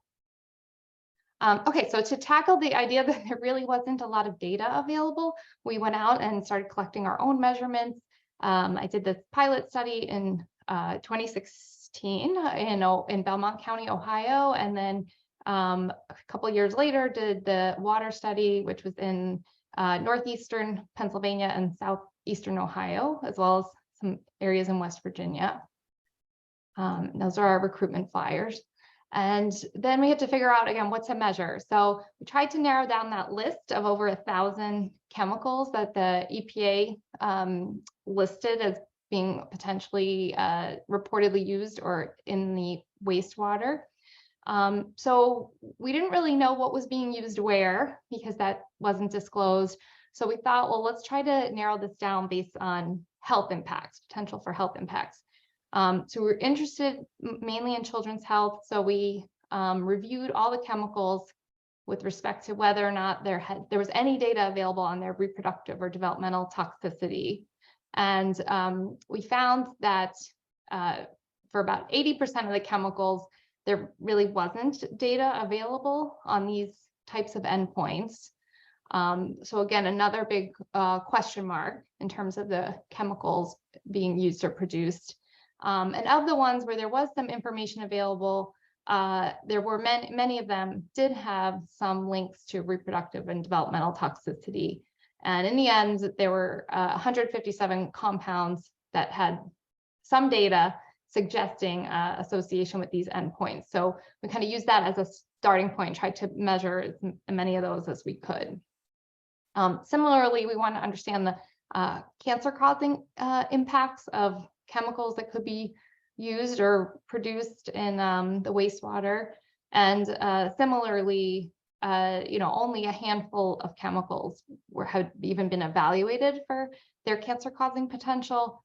And of those, there were several, about 49 chemicals that were known or suspected human carcinogens like benzene, radon, and arsenic, but still a lot of unknowns.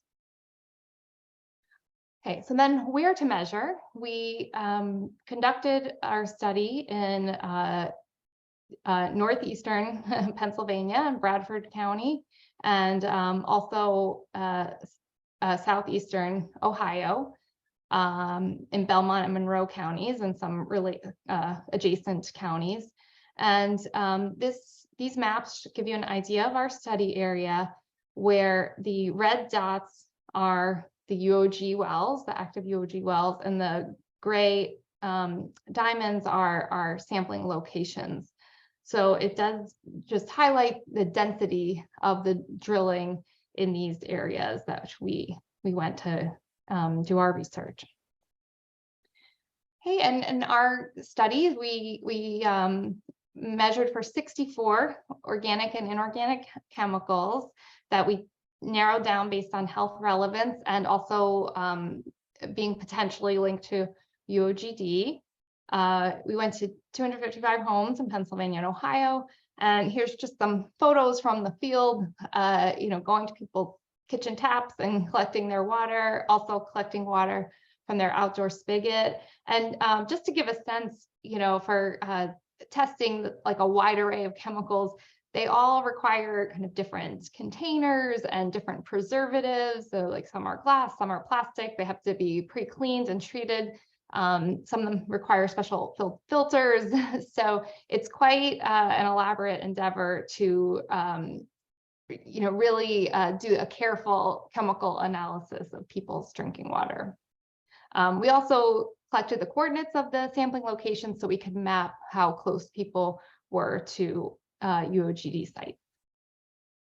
Okay, so here's a table showing some of the results of what we found for organic chemicals. So first I want to draw your attention to this column. These are this is only the top chemicals that were detected in at least 20% of the homes. And this column shows what percentage of homes had the chemical present in their water. So you can see that we were able to detect several organic chemicals, like up to 97% of homes. But these are the actual concentrations we measured. And this is this last column is what the allowable level is in the drinking water. So one thing to notice is our methods were very sensitive. So we were able to detect a lot of chemicals, but these concentrations are quite low. And when there is a standard, for example, we take dichloroethane and benzene, we had to analyze these as a group. We weren't able to distinguish between them chemically. You know, they were present in Pennsylvania in 75% of homes, but at 100 times below the allowable limit set by the EPA. So they're there, but they're in low concentrations. And you can see in Ohio, the percent detections and concentrations were even lower. Okay, it was a different story for the inorganic chemicals. So these are all the inorganics that we detected, and inorganics are naturally occurring often in the rock and the source water. So while they can be like mobilized by the UOGD, they're also kind of naturally occurring in people's water. So you could see in Pennsylvania, the percentage of homes with these chemicals present was much higher compared to Ohio. That's one thing to notice. So for example, arsenic and lead were present in many more homes in our study. But still, there were some exceedances this time for the EPA safe levels, which is of concern. But most of the homes had concentrations far below the EPA standards. Okay, and our main question was, now that we understood what was in people's drinking water, did people who live closer to UOGD, were they more likely to have these chemicals in their drinking water? So this table shows the odds that we were able to detect, the odds of detecting a chemical in a home that was closer to UOGD compared to one that was farther away. And I'll explain some of these different metrics, but this one used 1 kilometer as the distance, and these others used 2 kilometers. And what we found was that many of the chemicals were not really associated, but and sorry, I should say these odds, if it's 1, there's no difference in the odds of detecting this chemical if you live close or far. And if it's above 1, then it means the closer you are, the higher the odds that we detected these chemicals.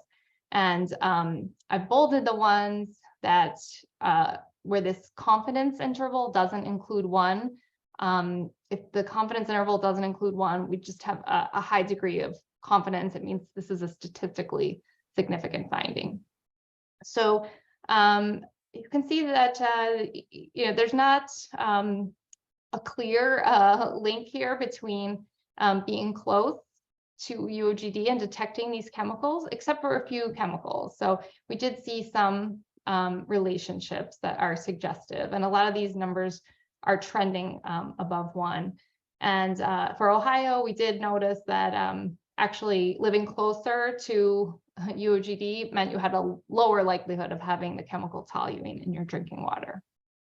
So I'll talk a little bit about the interpretation of these findings. And then I'm not showing the results for the inorganics because there were so many more chemicals and so many more metrics, but I'll just let you know there was actually no correlation between being close to UOGD and having or the inorganic chemicals in your drinking water. And again, I'll explain more why we think that is the case. But I also wanted to share, it's important to me that we share these results with people. As I mentioned, the people in our studies were on private drinking water wells, which are not routinely tested by the EPA. And getting these tests can be quite expensive. So everybody in our study gets a report with all the chemicals in their drinking water. And, we tried to make it very interpretable with color coding and presenting, the level in their water compared to standards from the EPA and their state. And always have frequently asked questions or things you can do so that this information is actionable. And we usually present these findings at community meetings after the study's over. And certainly talk to participants if they have questions about their results. Okay, so to summarize this part of the study, we found that those organic chemicals were detected pretty infrequently and at low concentrations, although there were some associations with proximity to UOGD. So we saw some suggestive associations, although generally the concentration of these chemicals was pretty low. For the inorganics, we saw higher levels of the inorganic chemicals, including some health exceedances, but these were generally unrelated to proximity to UOGD. And so why might this be the case? Because we know that drinking water in some cases has been impaired by UOGD, but it really does depend on some sort of contamination event, a spill, a leak. We went out and sampled in communities that are near the oil and gas operations, because information on spills and leaks aren't necessarily readily available in real time. It's difficult to go out and respond.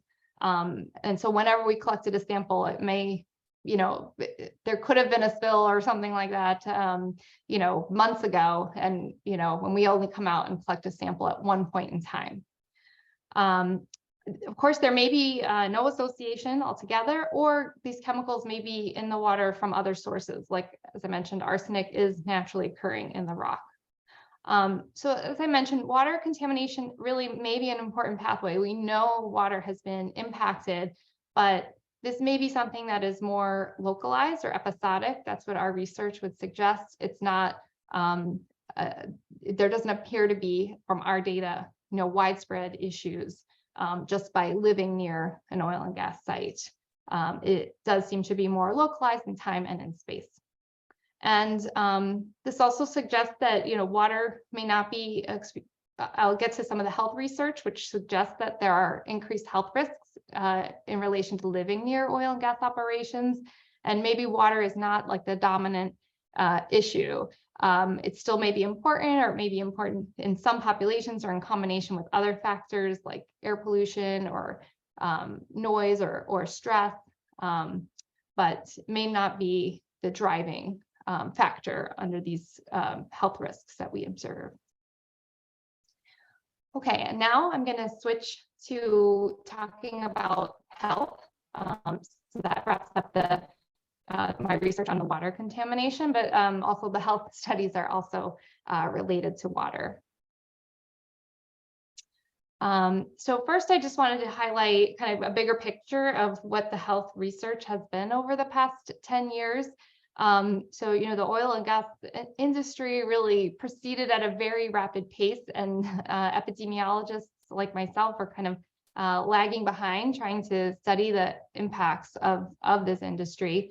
So the publications kind of lag behind, but there has been a tremendous amount of work over the past decades, over 50 epidemiologic studies by my count, looking at some of the health impacts of UOGD.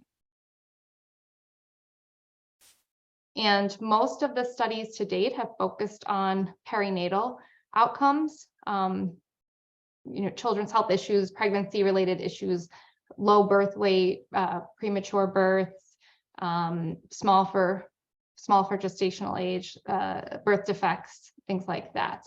Other outcomes have been studied, like asthma, exacerbations, and cancer.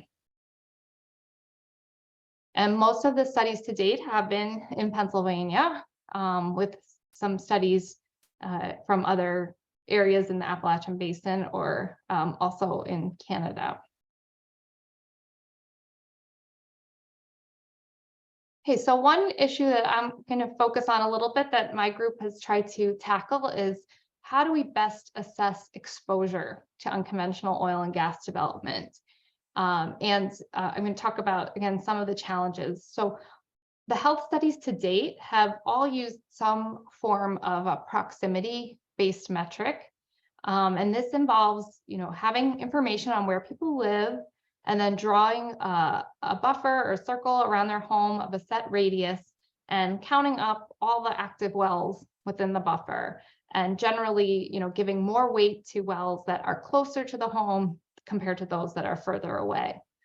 And these metrics have many strengths. So one strength is that it's this aggregate metric. So because oil and gas development is so complex and we still don't know what the dominant hazard is, this just kind of gives weight to the whole mixture of all the possible hazards. And this is also very interpretable and relevant to setbacks. So the idea of living closer versus living farther is something, everyone can understand, and can be very useful to informing, what should the allowable distance be between a home and an oil and gas well.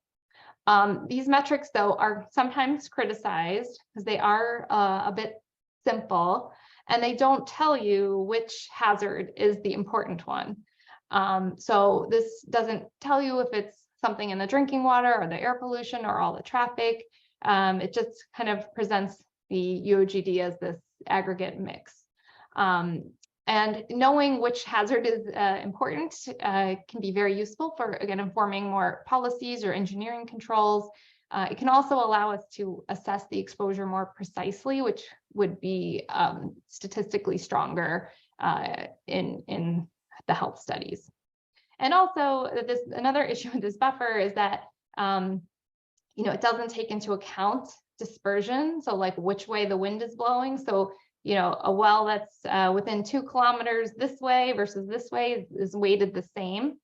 And if the wind is blowing, a certain direction, a well might be very close, but not really contributing, say, to the air pollution.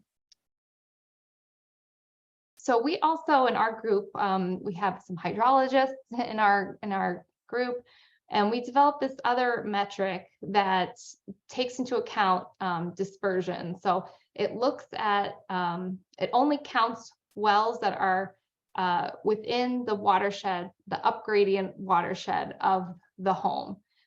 So in this example, this well falls within that watershed and could, theoretically contribute to contaminating the home's drinking water well, whereas this well is not, because the water must be like flowing away from the home. So we also have used this metric, which is more specific, but requires a lot more data and assumptions. Okay, and so next I'd like to talk about this new study we published. I think it was briefly mentioned in the video earlier. It did receive a lot of media attention, so you may have heard about it. So I'd like to describe to you what we did, including that new metric that we used in this study. So this was a study of childhood leukemia. It was a registry-based study, so we got data from the health department and all the cancer cases, the acute lymphoblastic leukemia cases in Pennsylvania in children diagnosed between ages 2 and 7. We matched them to their birth certificates, so we could learn where the maternal residence at birth, and also used birth certificates to select controls from children who did not go on to get cancer. We applied some other criteria. For example, we needed to be able to, the address needed to be mapped to a home so we could assign it a UOGD exposure. And ultimately that left us with 405 cases and 2,080 controls. In this study, we used that more aggregate exposure assessment I described. So we drew different buffer sizes and counted up active wells within the buffer sizes. And we also created this water specific metric where we only looked at the closest well that was hydraulically up gradient of the home. And we looked at buffer sizes of 2, 5, and 10 kilometers. And for each child, we looked at all the different wells that were kind of active during relevant time periods.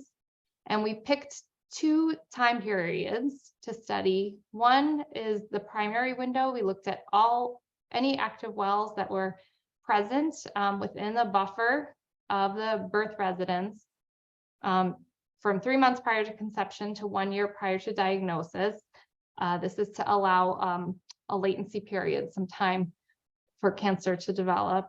And then we also focused on just the pregnancy period as a sensitive time window.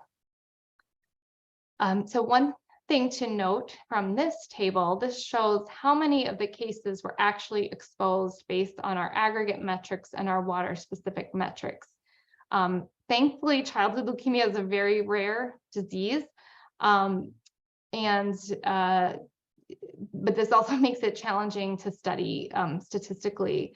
So, one thing to note here is that when looking at just a 2 kilometer buffer, we only had 14 children with leukemia who lived within 2 kilometers of a well. We had 59 children within 10 kilometers.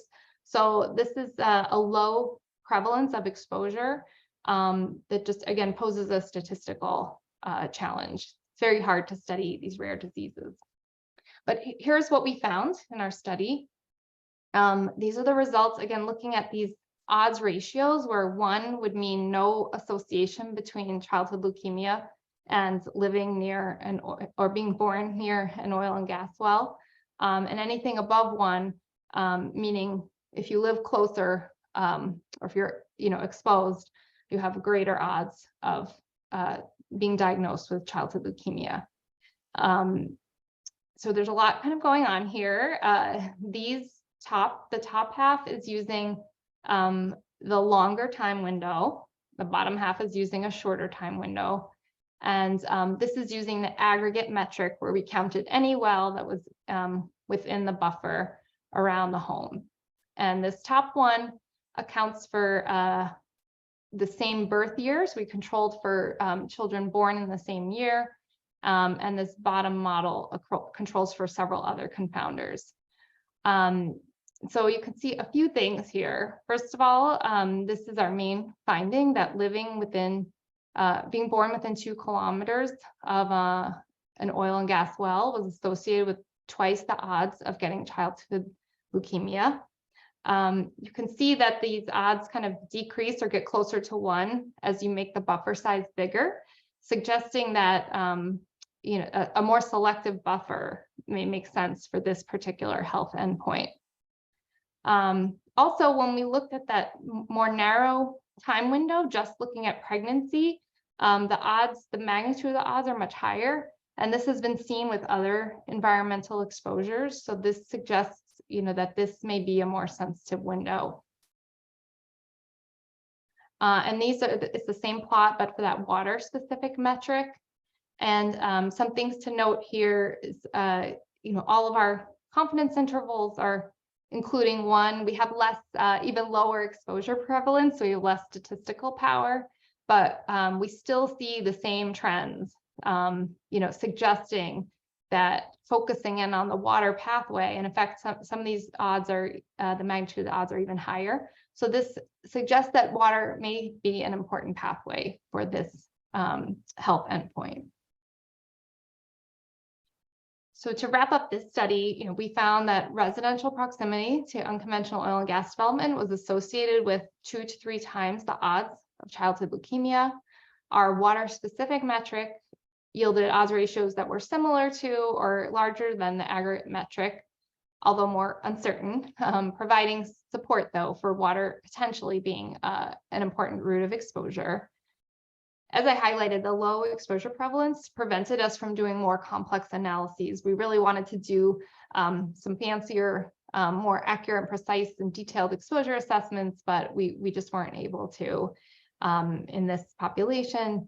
And that relationship about buffer size, that the 2 kilometer buffer size seemed to really be where the strongest associations were observed, provides support for the smaller buffers for childhood leukemia.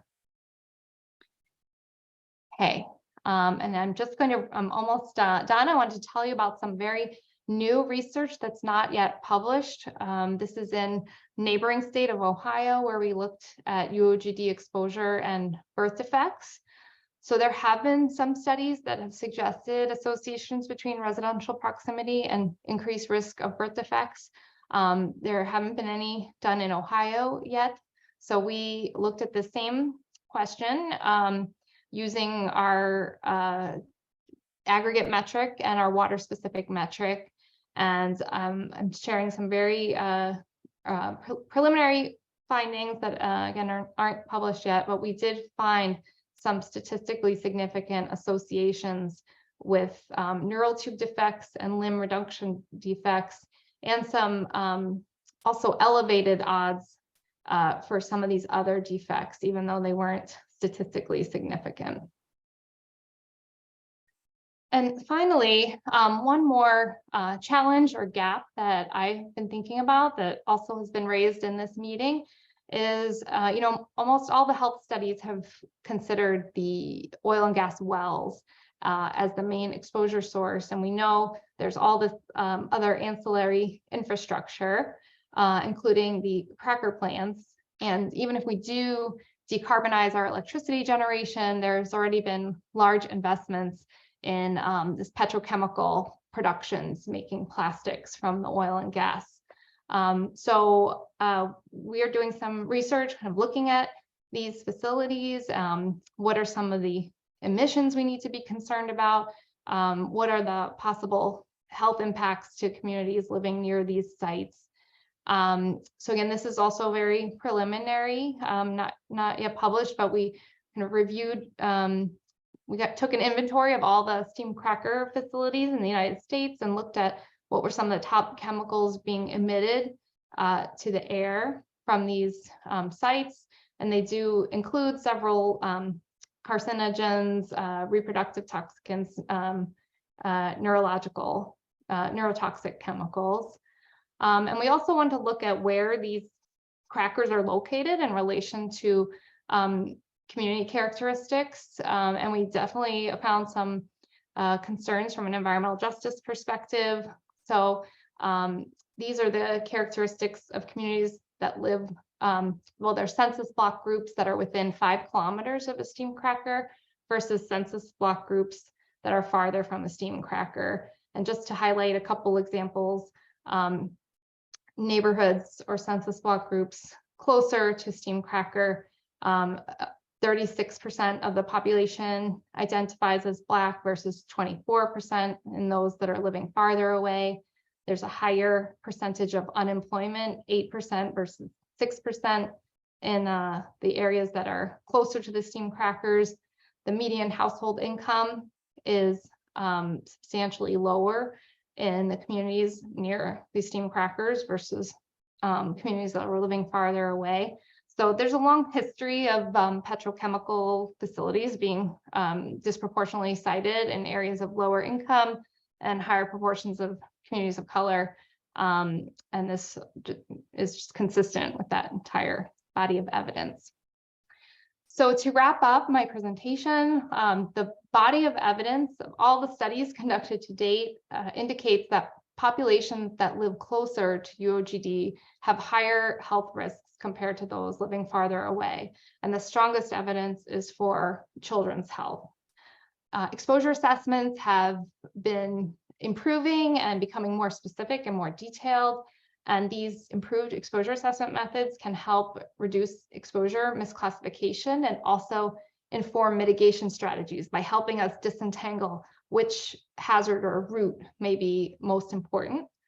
However, those simpler aggregate metrics are really informative and maybe more informative for policy like setbacks. And water contamination certainly may be an important pathway, but this may be more localized and episodic. And also considering that directional dispersion, like the water flow, could help us better pick where to measure and where to focus on in our studies. And then finally, considering this ancillary infrastructure like cracker plants and future health studies, I think is an important area to develop.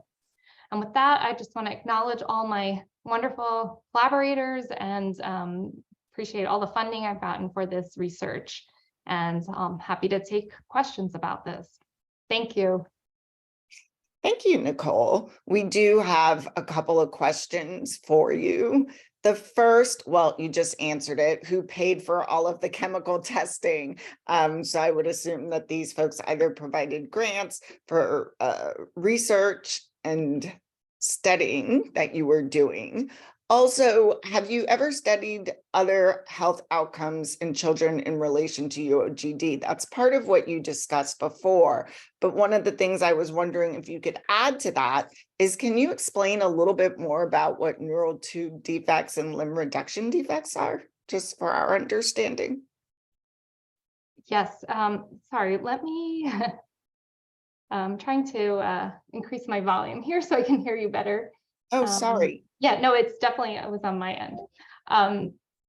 Yes, so just to reiterate, all the research and chemical testing was paid for either by funding from the Environmental Protection Agency, or we had also some funding from Yale.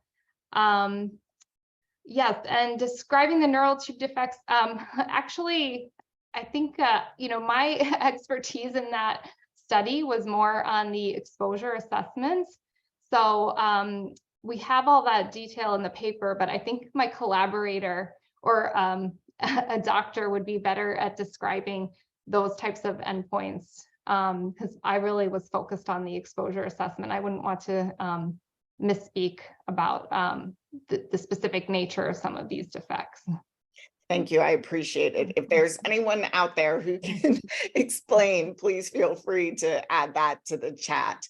Another question that came in: can you speak to the importance of recognizing in rural communities that what may look like a low quantity may still hold statistical significance in communities with a low density of population in proportionality? Yes, this is a great question, raising a number of important issues. So I think studying rural areas is in of itself an environmental issue. I think many rural communities feel left behind or understudied because a lot of the environmental research, including the environmental justice research, is focused in urban areas. That's where there are more people and it's more densely populated. So many of the health studies actually, well, I should say some of the health studies have actually observed greater health risks in rural populations that may be because some of these exposures are being introduced kind of at a lower, there's a lower background level, say, of pollution being introduced into these areas. I think, let's see, the other question is, well, I think there's some questions about low levels of some of these chemicals in water. And I think what I'd like to say, a couple things about that. First of all, being below the current EPA maximum contaminant level doesn't necessarily mean it's a safe level.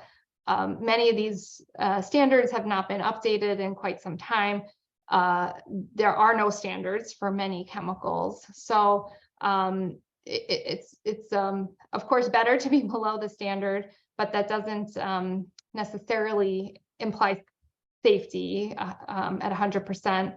And also even having a little bit of this chemical, a little bit of that chemical, we want to start to think of all the chemicals together and not just one at a time. So, having lower levels of several chemicals, may be an issue.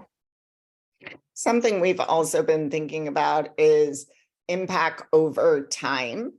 So we're talking about low levels, but these are consistently in drinking water. So we should expect that should have a health impact as well. Well, I guess the MCLs presume that's kind of the allowable amount that could be in your water kind of day after day. But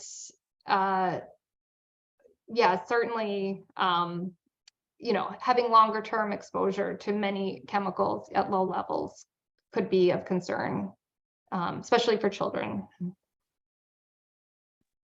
If there's other questions out there, please add them to the chat. We have one that just came in. Analytical instruments have improved, giving better sensitivity, yet the EPA standards remain antiquated. Might you be able to speak to why they haven't been updated? Obviously, you do not work for the EPA, but if you have thoughts around that.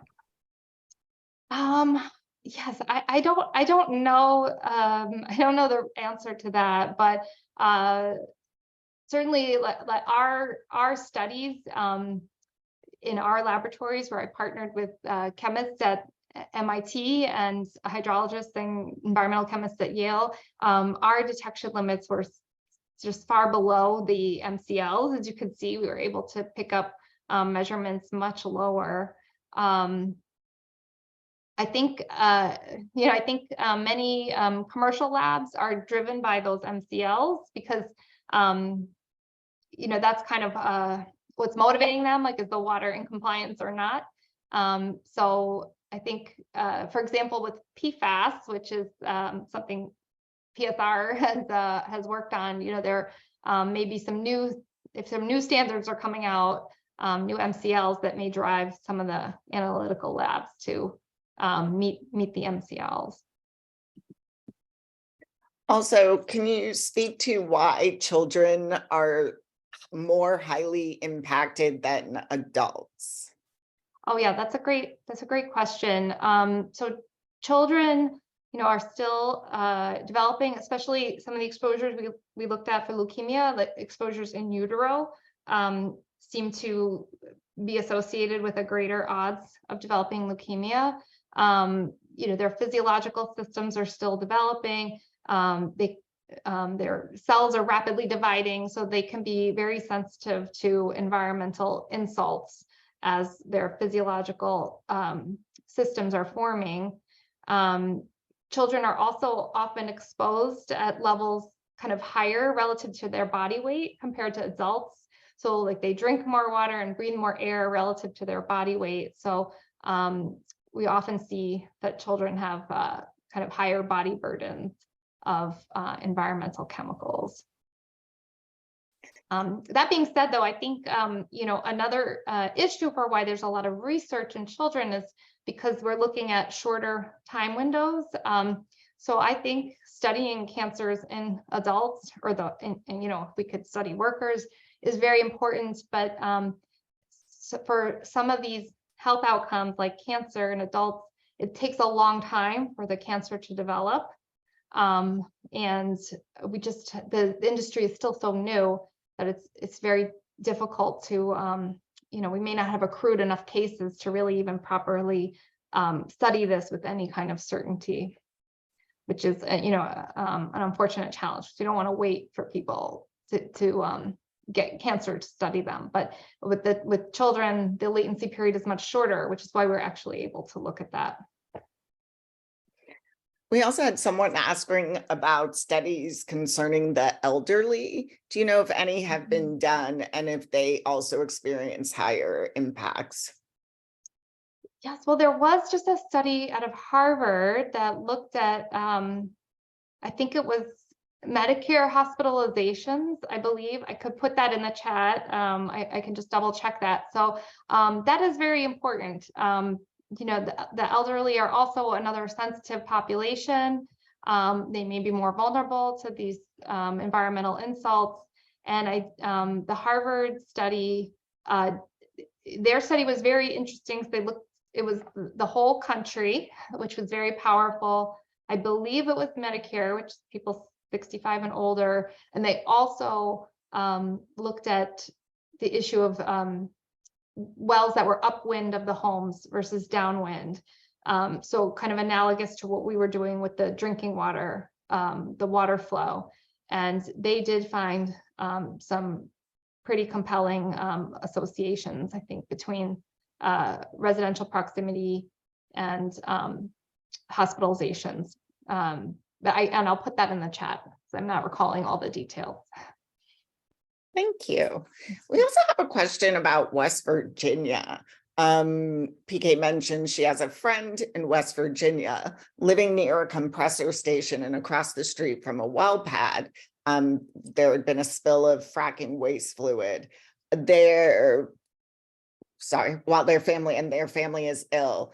They left their family home because it was so bad. Have you seen any research on West Virginia water issues or done any work in West Virginia? Yes, we did collect water samples in West Virginia also, and we're still working on those. Analyzing the data, compiling the results. I don't think we have published on that yet. I can also put that in the chat. And I think the thing that strikes me is I believe there were relatively high arsenic levels in West Virginia, again, which may be just naturally in the source water. But yes, there are a lot of other legacy fossil fuel production in West Virginia as well. Many fewer health studies though, maybe one health study that I'm aware of. I guess in addition to that, there's questions about other studies across the country or internationally. And maybe that's something also, if you know of, we can share when we send the recording of the video as well, so that people have these resources. Yes, I myself have reviewed the literature relatively recently and have the papers publicly available, and I'm happy to share it also. And there have been other researchers that have also kind of reviewed the health studies recently. Thank you so much. We really appreciate your time and coming to share your research with us. If folks have more questions, please feel free to stay around till the end of the day. We will accept some questions then. Cannot promise that all of our speakers will still be here, but we can at least take those questions and share them with our speakers later. Thank you. Thank you very much. Now I'm going to hand it over to Halt the Harm. We do have a brief intermission here. They're going to be doing a fun exercise with us, sharing more about their network, but also feel free to grab a drink and anything else you might need before we head into our next session. Thank you.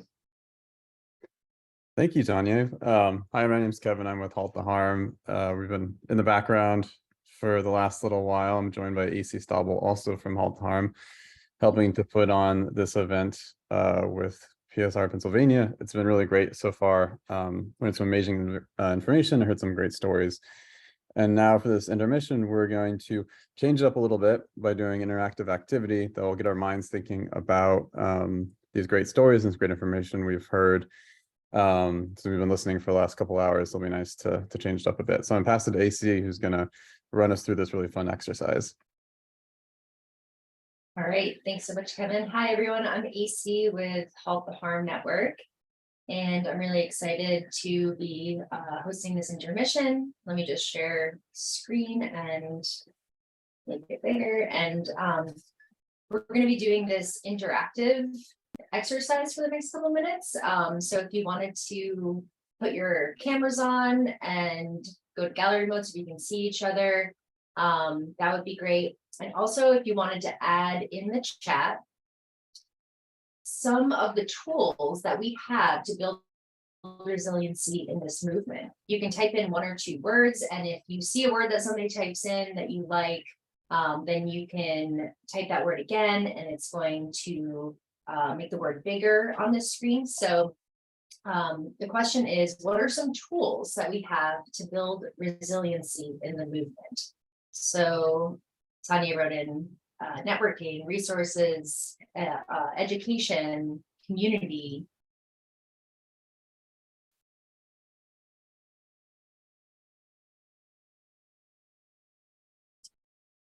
Anger definitely fuels the movement. I like that. Seeking more for knowledge and resources. Data, absolutely. As we're seeing today, data is super powerful. Our voice, authenticity, sharing joy. I don't know who wrote that, but I love that. Our community is really coming up to be a big one. Thank you so much, everyone who's typing in these ideas into the chat. I'm loving to see this unfold. Science, stories, tenacity, holding one another, power again, leadership, respect PK, absolutely. I love how this is unfolding. Organizers, community again, yes. Advocacy, holding space, the watchdog tools, yes, those are literal tools that we can use in our watchdog efforts. Family, I love how this whole community is actually really like a family. Connections, future, tours, yeah, tours, absolutely. Empathy, I like that. Stories again. Sharing food and music, yes, Tammy. That's one that I think is really a strong tool, you know, being able to share in the joy. Stories again. So some of our biggest words that have come up as we wrap this up is community, education, authenticity, advocacy, leaders, knowledge, empathy, family, commitment, stories, our voice, bringing children into it. Yes, humility. That's something that I see over and over with the people in this movement is the humility. They try to thank people and give people credit for their work. And then they just are like, oh, it's not just me, it's my whole family, it's my whole community. I couldn't do it without them. And so the humility is something that we keep seeing within our community as well. This is amazing. I really appreciate everybody adding this to the chat. I'm going to take a little screenshot of it. Justice, Mary, absolutely. And let me go back to stop share. So cool, thank you. Thank you, AC, for running that. And thanks y'all for participating. That was really powerful. I just wanted to say a couple words real quick about Halt the Harm, the network we're part of. I'm going to share my screen too real quick. If y'all don't know about us, we're Halt the Harm Network. We're a network of grassroots leaders across the country fighting initially fracking, but now all oil and gas pollution, as well as related fields like plastics, cryptocurrency, hydrogen, everything that is being sort of thrown at us. So I just wanted to highlight that we have a network and we host events like this and partner with groups like PSR Pennsylvania. So if you want to host an event like this with us, just reach out to us and let us know. And I encourage everyone to join our Leaders Network, which I'll post a link to in the chat in just a second. But yeah, check us out. We're a great place. We connect people to resources, information, host events like this, and mainly support people in advocacy. So appreciate y'all being here and listening to us. It's really great to be a part of these events, which I think are really important for building power, sharing information, and making the movement what it is. Cool. And with that, I think we can take a little break. The next presentation is at 2:30, the next panel. So I think it's a good moment to stretch and get a drink of water, refill your coffee. AC, do you have anything else you wanted to add for this part? I guess just one more little plug for the Halt the Harm Network. Every Friday at 1 p.m. I host a network cafe, which is a chance to get to know people in the Halt the Harm Network. So I encourage everyone to go follow the link to join the network that Kevin just posted in the chat. And if you wanted to come and get to know each other at one of our Friday chats at 1 p.m. Eastern time, I'll be there. And it's a great chance to network. And like Kevin said, we're here to support all the leaders in the movement. So if you have an event that you want help with, please reach out to myself or to Kevin in the network, or I'll drop our emails in the chat too. And yeah, thanks everyone. Enjoy your break. We'll be back in just 5 minutes. So stick around. Cool. And I'm just gonna play a little music while we're hanging out. So enjoy some Neil Young.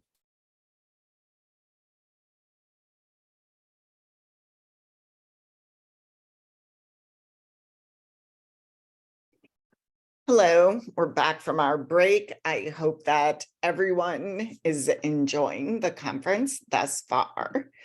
We've had a lot of great information. I love that word activity, so thank you for that.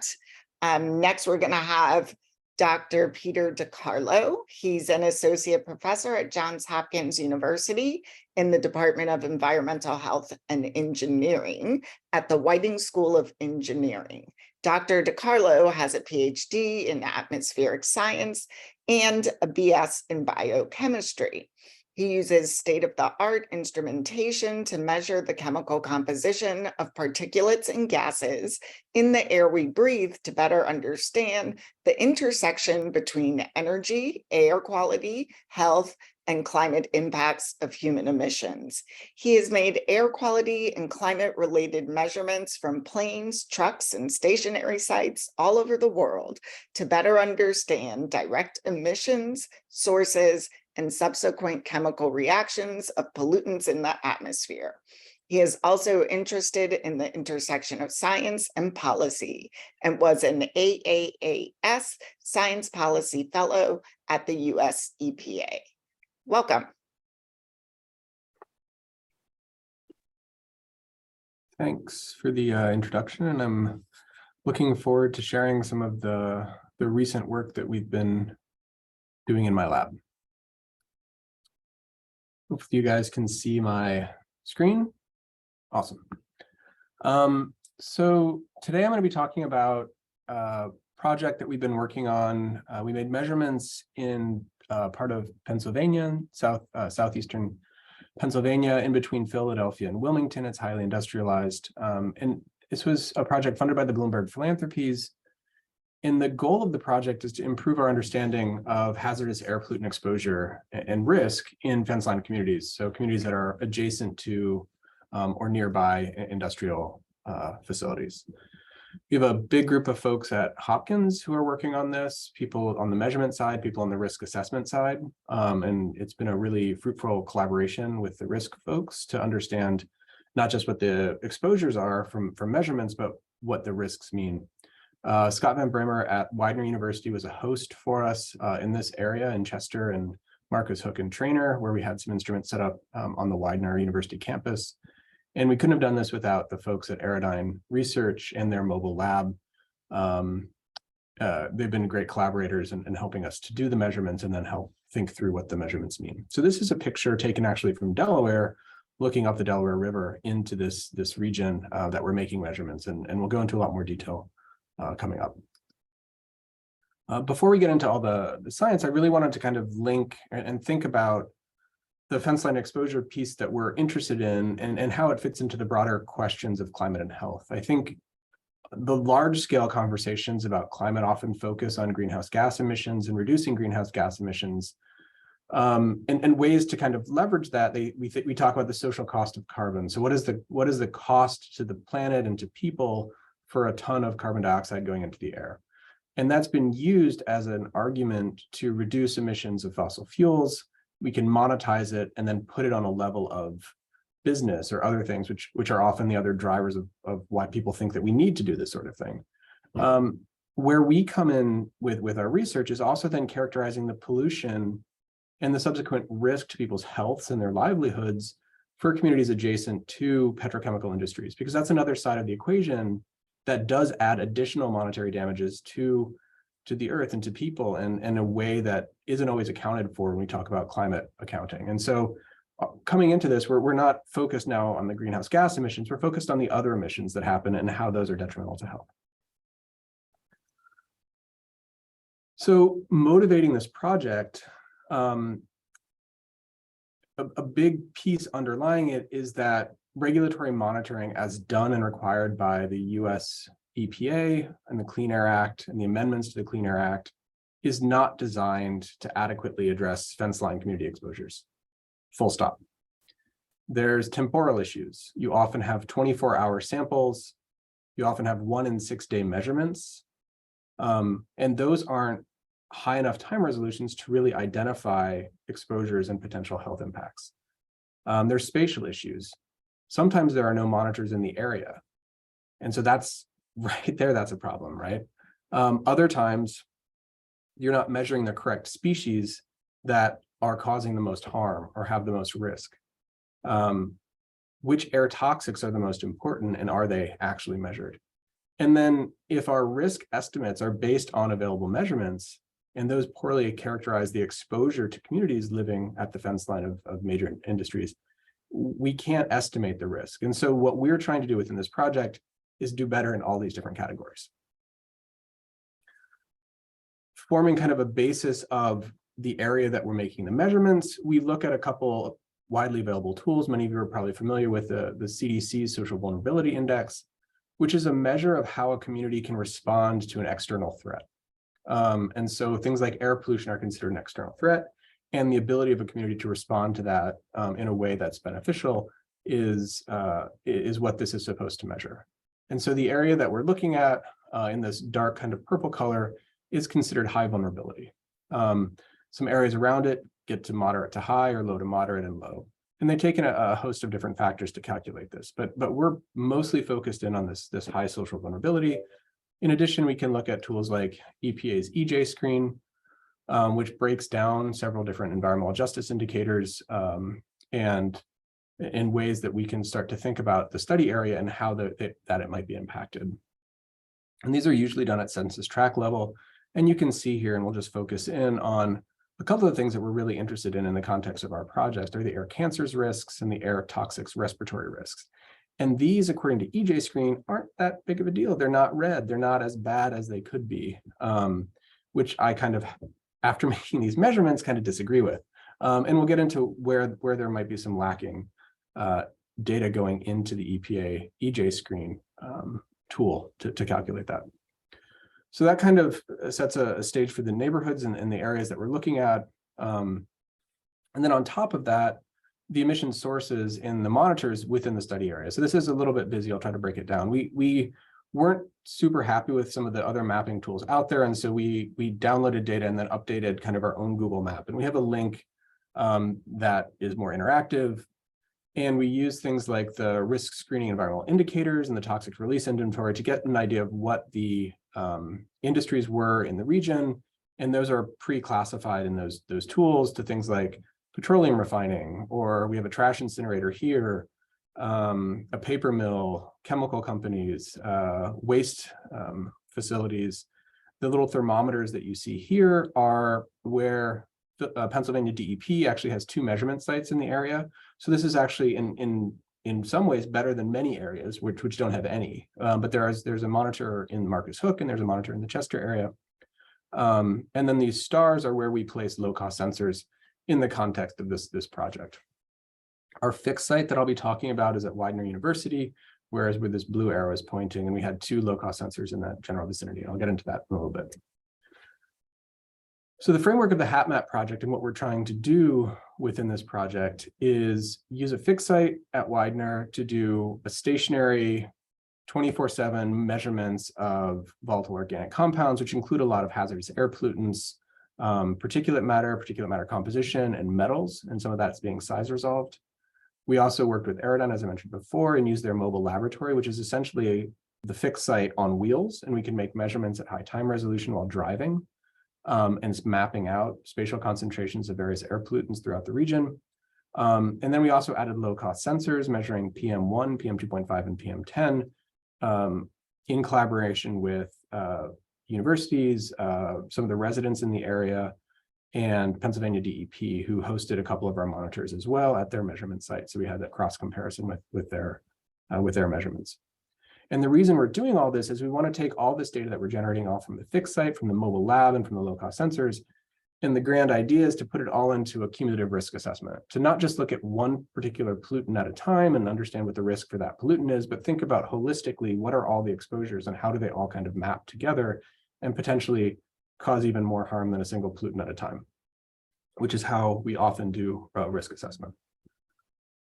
So starting with the low-cost sensors, we used a technology called QuantAQ. This is a little bit better than Purple Air's in the sense that it measures, it has more accurate measurements over a broader size range. They cost more, but they have a little bit better accuracy and a better measurement range. And so we went with this technology for our low-cost sensors.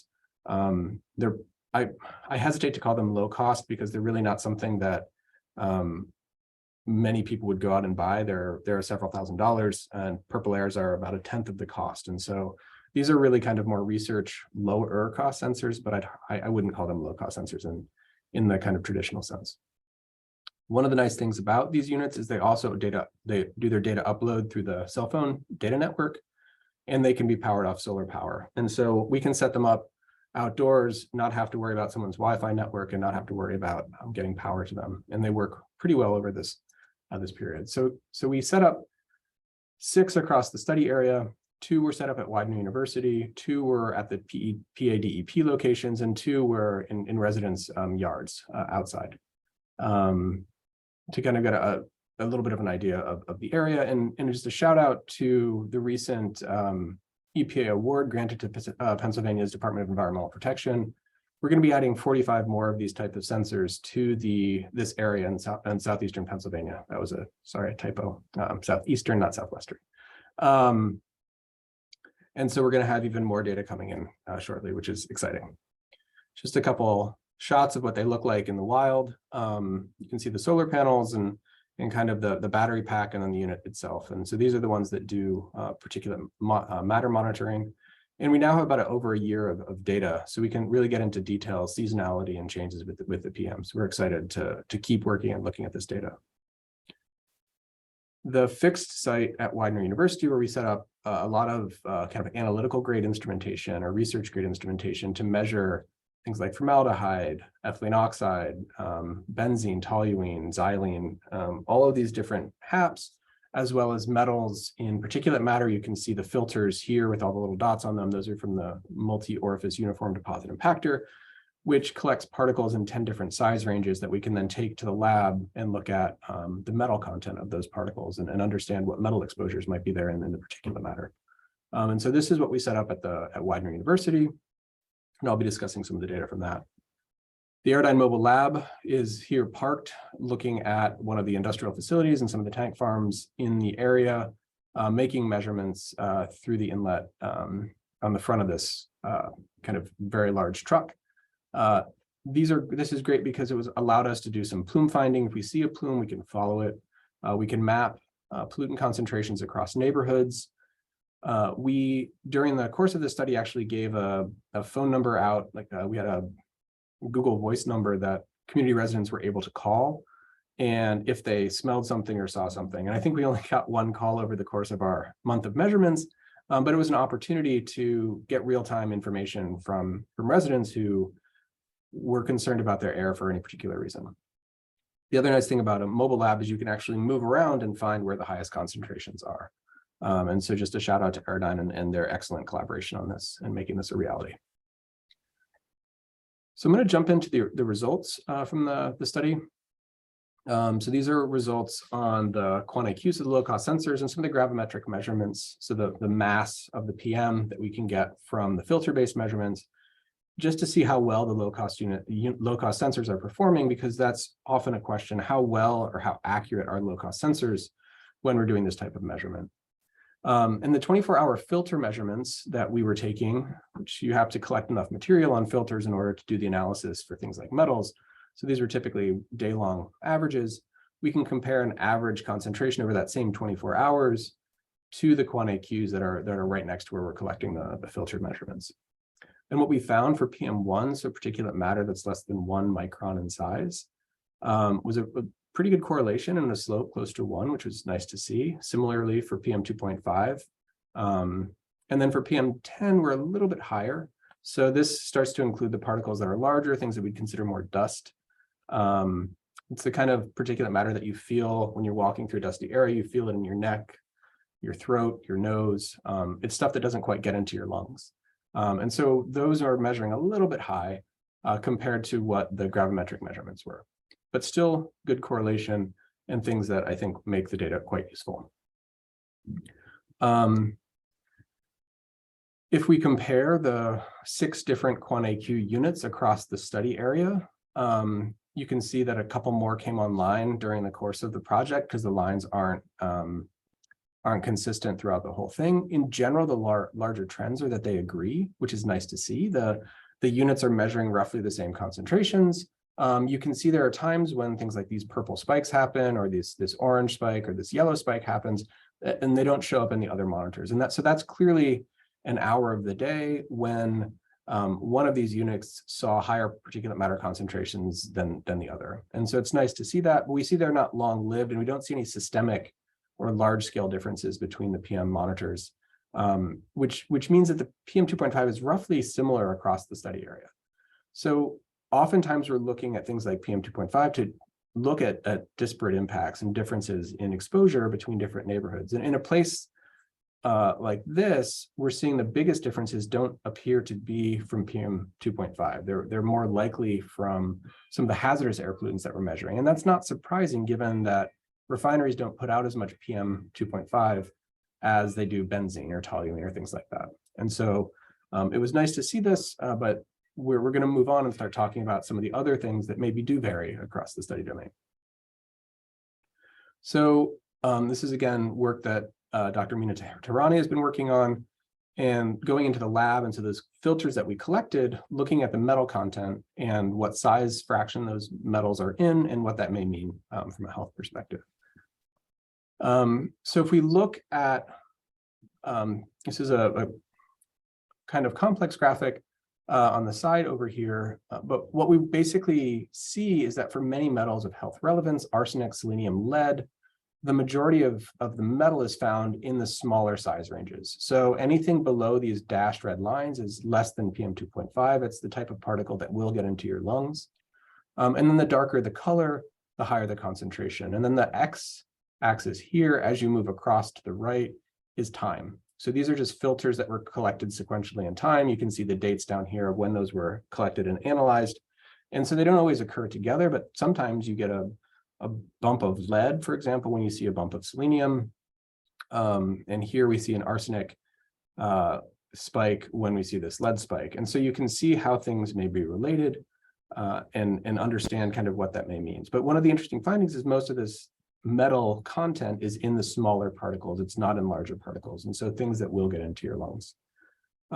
Given that there's a waste incinerator there, and waste incinerators are known to basically emit kind of any kind of metal that goes into them, many of these sources could be from the metal incinerator, or from the waste incinerator, or from the refinery, or other operations that are going on. So we can't necessarily identify exactly where all the metal is coming from. What we can do is start to group the metals both by size and by what metals came together. So we use this method called positive matrix factorization. Don't worry about it. It's a mathematical way to look at which metals appear together or don't appear together in the samples that we have. And so when we do that, what we find is there's kind of 4 different types of metal combinations, and we can identify kind of where they come from. So the highest concentrations of sodium and magnesium are things found in sea salt. So this is probably sea salt particles that are transported from the Atlantic, or a place where there's salty water. The Delaware isn't quite that salty right there, so it may not be from the Delaware. It's probably from a little bit farther away. Mineral dust, we see a lot of calcium and aluminum, and more magnesium here too, and in larger sizes. This is very common with mineral dust. This third factor is the one that we're most interested in. This is the combustion factor. And these darker colors here indicate that it's the smaller sizes. These, again, the smaller sizes that get into your lungs. And so when we zoom in a little bit more on this figure, now anything above this dashed red line is going to be in that PM 2.5 or smaller category. And it's got all the kind of bad actors that we're looking at. It's got the lead in it. It's got some nickel, and arsenic and cadmium. And so these are the things that we're more concerned about from a health perspective. And so these are all grouped together in this combustion factor and seem to be correlated nicely. And so that's one of the things that we're seeing from a hazardous air pollution standpoint. The levels that we're seeing are not in exceedance of the guidelines for hazardous air pollutants, but they're there and they're elevated compared to many other places. And so it's certainly something of concern. Kind of rounding out the metals discussion, there's a lot going on in this graphic. We have our measurements in black in all of these different panels. And then in red are the modeled concentrations from EPA's air toxics screening assessment.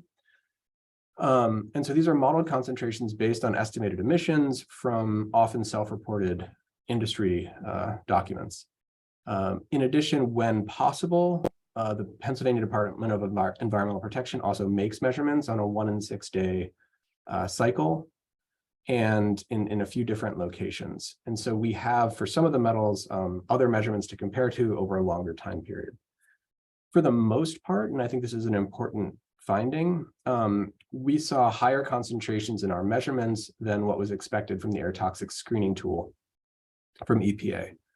Since that's the type of tool that goes into things like EJ Screen or environmental justice indicators, it means that they're underestimating the risk if they're using that data to estimate things like respiratory issues and other risks. So that was that for the metals. I want to move on now to some of the VOCs and HAPs. Here we're going to focus in on formaldehyde and benzene. These are both known carcinogens. And while for the most part, we're not going to focus on the cancer aspects of this, we want to focus on some of the other health impacts that I'll get to later. We know that these are carcinogens and we know that they are an issue, a risk issue for health. They also happen to be two of the ones that really kind of pop out from a health perspective in the area. So this is work done by Dr. Ellis Robinson in my group. And I just want to kind of give you a flavor for what we see.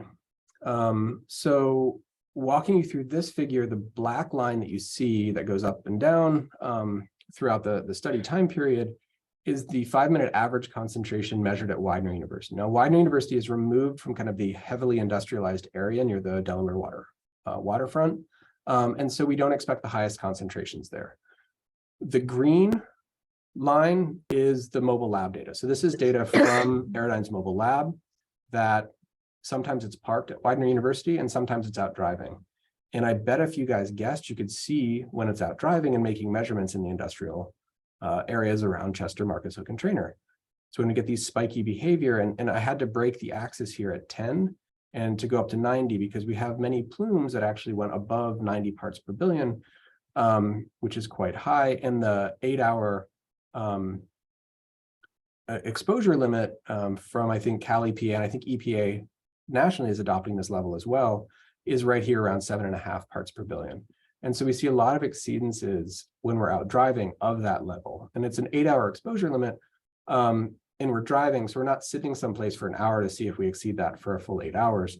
But it's pretty indicative that we're seeing quite high concentrations and concentrations of health concern and health relevance. So this is the map of formaldehyde. What I showed you before was kind of the time series over the course of the month, what the concentration looked like. If we now map the concentration when the Aerodyne mobile lab is out driving, each one of these pixels is an average of every time we were in one of these 50 meter by 50 meter squares. And we had to do that at least 10 times. Often it was about 20 times to get an average concentration that we were confident in. And things start to emerge, patterns start to emerge when you do this. Over the course of the month, we saw a quite large concentration around several chemical facilities right here in Chester. What you see over here in the Marcus Hook and Trainer area is overall lower concentrations. And we were driving at the same time. We weren't just driving around here and then driving around here. We were doing these continuous drives where we were going through all these different regions. So this difference between the two areas is real and leads to higher exposure risk for formaldehyde in this particular area. So the Chester clearly had the highest overall concentrations observed. And another thing to start thinking about is, okay, so how does that compare to modeled concentrations, and how do the mobile measurements compare to the fixed site? If the fixed site is kind of a background that's farther from industry, how much more exposure are we getting in neighborhoods that are adjacent to industry? So I'm going to walk you through this graphic here. The air toxic screen maximum and minimum modeled concentrations over the study area, and this is modeled by census tract, are about 1 part per billion. The background or the fixed site measurements at Widener University, far enough from industry that we consider it kind of the polluted background for this region, is up here around 1.5 parts per billion. So already 50% higher than the EPA modeled exposure. And then finally, the neighborhoods where we were out driving, this gray kind of histogram is if we take all of these different squares and we kind of bin them by concentration, what we see is kind of the majority of concentrations up here in this higher concentration area above 2 parts per billion, and even getting into higher concentrations. So we can do a similar thing with benzene, toluene, ethylbenzene, and xylene. These are often the BTEX compounds, if you guys are familiar with that terminology. Benzene had a broader range of air tox estimates for max and min. There was one census tract that actually had a high concentration, but for the most part, the majority were down in the lower ranges. The Widener University background was in between the max and min, and then the driving concentrations were a bit higher, and you could see them going into larger concentrations as well. So benzene, a known carcinogen, higher risk there as well. Toluene, most of the measurements, including the background measurements, were higher than the air tox screen estimates, and xylene and ethylbenzene similarly. We were much higher than the modeled concentration. So again, what we're seeing is an underestimate of air toxics concentrations, and therefore an underestimate of risk for these neighborhoods, and sometimes not even showing much of a difference in the max and min, even though we were very clearly seeing that within the data. So I want to zoom in on benzene. And again, these are kind of the average concentrations. Again, each pixel is at least 10 unique visits, and the average of all of those together. We can start to pick out concentration blips. Right here is where the Monroe refinery is, and you can see elevated concentrations right here. And this is right around where the distillation tower is for the refinery. Down here, this kind of neighborhood that snakes in, it's between the refinery and a larger industrial complex, has some of the highest concentrations of benzene observed. There's some storage, probably gasoline or other storage tanks for the liquids from the refinery sitting right here, which are probably leading to some of the highest concentrations that we observed in our study area. I should also note that there's an elementary school right around here, which is probably not the best place to be citing, a place where children are going outside and playing.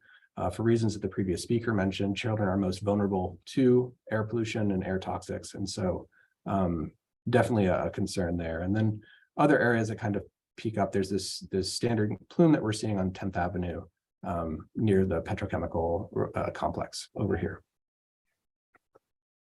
So that covers a lot of the kind of stationary stuff, but we also are interested in plumes, not just the average over the month that we were making measurements, but are there times when we see these kind of individual plumes and can try to identify where they may be coming from? And so we'll look a little bit at formaldehyde and BTEX, mostly toluene here, because we see quite a few times when this pops out, and it's actually quite important. So in the Chester area near two chemical companies, there's Evonik and PQ that are right next to each other. They're actually, I think, the same parent company, but do slightly different things and are listed as separate entities, even though they do a lot of stuff together. So this is an example of what you can do with mobile measurements that you can't do with a stationary monitor. So on this particular day, the wind was coming from the southwest. In the mobile lab was driving, and this is the kind of time series that you see from the mobile lab driving. And what's plotted here is toluene with the larger with the colors and the dot size proportional to the concentration of toluene measured while driving. And so you can see as the mobile lab goes this way, we get a spike in toluene, and then it gets out of that kind of plume and it turns around and comes back. And the concentrations are a little bit lower and a little bit more spread out, and you turn around and go back on this other one and the concentrations spread out even more. So basically what this is doing is mapping out a plume of toluene being emitted from a source over here, going in this direction and kind of diluting and hitting all of this neighborhood as it dilutes. And we can map that out with the mobile lab and try to understand what that means. And so the color is a log scale, but you can see. And then this gray color up here is actually formaldehyde. And what we found is that formaldehyde seemed to be coming from the same source, but upon further investigation, it's probably coming from a different source in the same area. And I'll get to that shortly. But this is some of the work that we can do with mobile lab measurements. So as I mentioned, we did a lot of driving over the month, and sometimes we did more than 20 drives in a particular area. And in this case, we drove this Front Street corridor 24 times. And so just to orient you with what's going on, there's a couple different chemical facilities right here. You can see a residential neighborhood over here. In this dashed box is Front Street, and we're going to start plotting data from here being 0 and here being 450 meters. And it's basically half a kilometer, maybe a third of a mile. I can't do the math in my head that quickly. Distance along Front Street, and we're going to start to plot chemical concentrations along that under different wind conditions and try to understand that. And so what that looks like when we do that, if we look at toluene, for example, on the right side of each of these figures, these are the 24 times that we drove past this facility.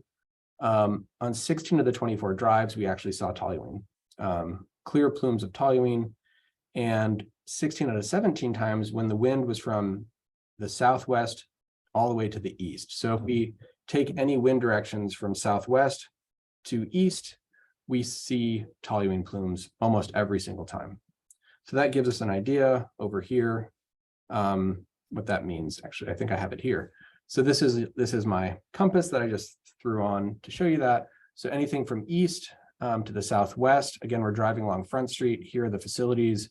Anything coming from the east, we should be able to pick up here. Anything from the southwest, we should be able to pick up over here. Anything from the north, we're not going to see from Front Street because it's going to take the chemicals out over the Delaware, and other directions we shouldn't see it. And so that really helps us narrow down through this wind direction analysis where the emissions are coming from. And we also know where along Front Street we're seeing them under different wind conditions. And so we can start to identify where that might be coming from and what facilities it might be coming from. And so we're working in concert with both community groups and also the Pennsylvania Department of Environmental Protection to see where they might need to do enhanced monitoring at a regulatory level, because we are merely scientists and we don't have any regulatory authority, but we can certainly look into the data and pick out where there may be issues. I mentioned before that there's formaldehyde in the same area. And so this is the look at one single plume when we're driving through to illustrate how different pollutants kind of come together.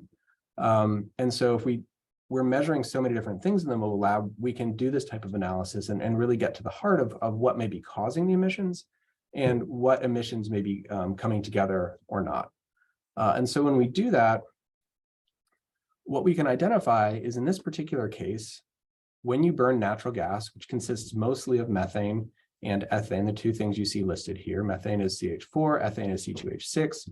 When you burn these two things, you don't always burn all of it. So there's always going to be a little bit left in the plume, and you make your combustion byproducts. You make CO2, you make carbon monoxide, and you make some formaldehyde too. And so these three pollutants are the direct emissions from the combustion of natural gas. And we can link these because they have similar shapes. They're coming from in the same plume.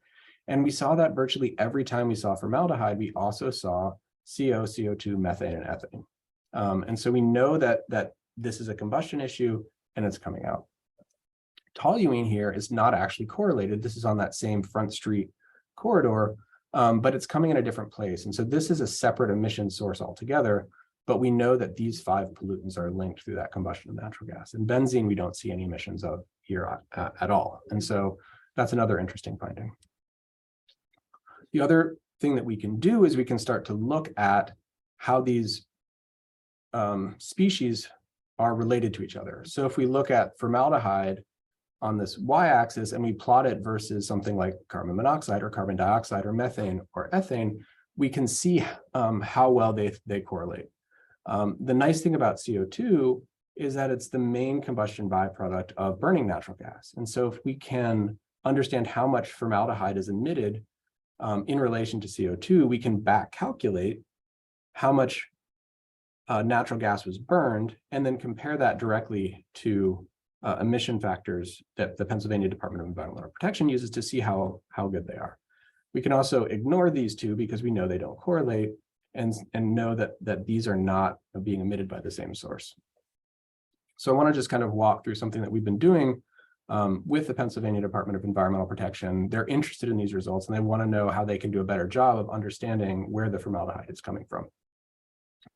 So they have in their emission inventory formaldehyde emissions for both PQ and Evonik facilities.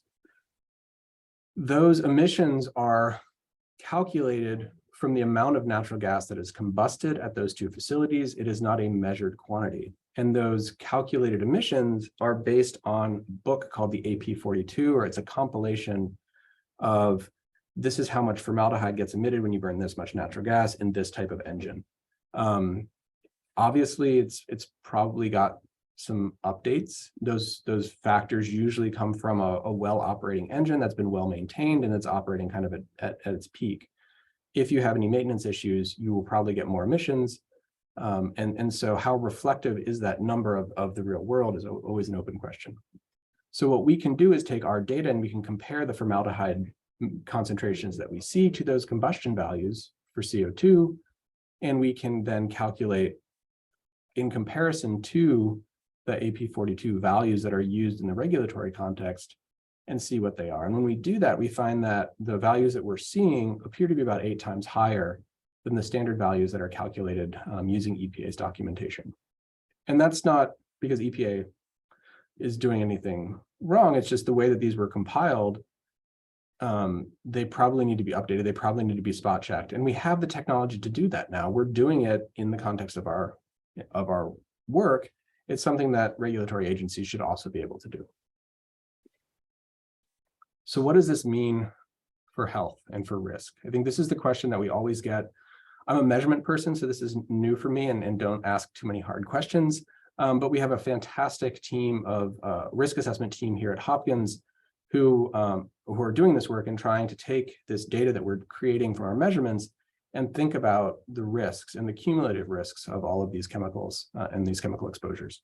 And so this is work that grad students Andrea Cheeger and Carolyn Gugo are doing under the supervision of Dr. Keith Nackman and Tom Burke.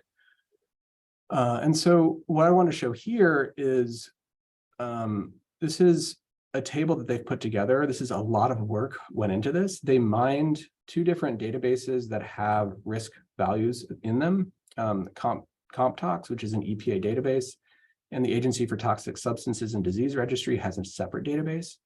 And so for all of the things that we were measuring in the context of our project, they went and they searched these databases to find out what health impacts they had, and not just the single health impacts, but what systems. These are non-cancer risks, so developmental risks, neurological risks, renal risks, respiratory risks, dermal, reproductive, systemic, all of these different things they separated, and they said which database has something listed.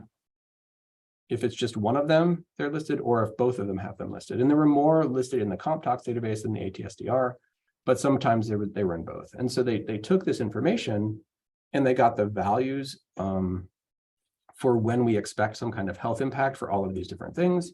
And just kind of to show you what that looks like, we can start to determine what are called hazard metrics, looking at the concentrations and whether or not they're animal studies or human studies, epidemiological studies or not, to understand kind of what is the overall potential risk for these different things and start to populate that with values here. And so this is not a linear scale, this is actually a log scale, but values above One tend to be somewhat worrisome, and we have a lot of values that end up above one.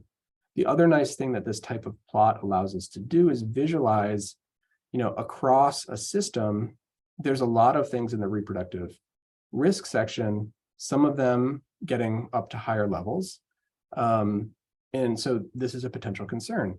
But there's also ways to then look for a particular chemical like formaldehyde and look vertically to see all of the different systems that a chemical like formaldehyde can impact and how much that may be a problem for communities living in this area. So we've got benzene, we've got formaldehyde. Those are the two things that I focused most of this talk on. And then we can sort kind of by hazard metric. When we do that, we can also map out things like the developmental health risk across the study area. And so now we're using the hazard metric. So all of the things that lead to developmental health, most of this is actually driven by formaldehyde, which is why you see higher developmental health risks in the Chester area compared to the Marcus Hook and Trainer areas over here. Again, each of these is a 50 by 50 meter square, reflecting that kind of measurement piece that we did. And we can start to extrapolate, I think, between streets. We haven't done that yet, but we know the way that air travels and what that may mean. And so we're getting into thinking more about what those health impacts are and understanding what those health impacts are to different systems, in addition to the cancer risks that we're also working on in parallel to this. So I just wanted to give you kind of a taste of where we're going with the measurements to exposure to health impacts of this work. So I think the main conclusions that we can draw, and there's still lots of work to be done here, but many, but not all of the pollutants have these street by street differences in concentration. I think the low cost sensor showed us that PM was relatively constant across the study area, except for isolated plumes here and there. Estimated pollution concentrations from EPA models, such as the National Ambient Air Toxics, which was the precursor to the air toxic screening assessment, or what we've been calling air tox, are typically lower than what we've measured in the real world. And so what that means to me is that these, I didn't finish my thought there, that these air toxics, which go into things like EJ screen, are underestimating things like respiratory risk or cancer risk or other risks, because the values that are going into that at the census tract level are not actually accurate. Several plumes of multiple pollutants, including benzene, we saw during these mobile measurements. And so this also gets into the kind of cumulative exposures. You're not just getting exposed to one chemical at a time, you're exposed to many chemicals at a time. And those chemicals may have synergistic effects and have worse health impacts than if they were just by themselves. The formaldehyde has been an interesting story that we're following up with the DEP, figuring out what the emission inventory is lacking and trying to really pinpoint how to improve that, and if more monitoring is necessary to really underestimate that formaldehyde risk to the community right downwind of those two facilities. So I gave you a taste of kind of the community risk that we're looking at and how we're trying to do that, but there's a lot more work and a lot more activity in this area. The measurements came first, and now we're really digging into that risk side of things and really trying to understand what's going on there. So kind of with that, I just wanted to end with picture of the study area again, and a picture of the team that's been working on this at Hopkins, acknowledge my funding again from Bloomberg Philanthropies, and see if you guys have any questions. Happy to answer them. Thank you, Peter. We have a number of questions for you. One of the first questions that came in from PK is, does the EPA include the fossil fuel industry in their data? I believe that the PADEP EJ does not. By fossil fuel industry, I'm not sure what exactly. I mean, they include any of the major facilities that would be in the TRI, or I don't know if they use the PADEP emission inventory, which actually has more facilities than the toxic release inventory, but I know that they at least consider the toxic release inventory, which many of the facilities were covered.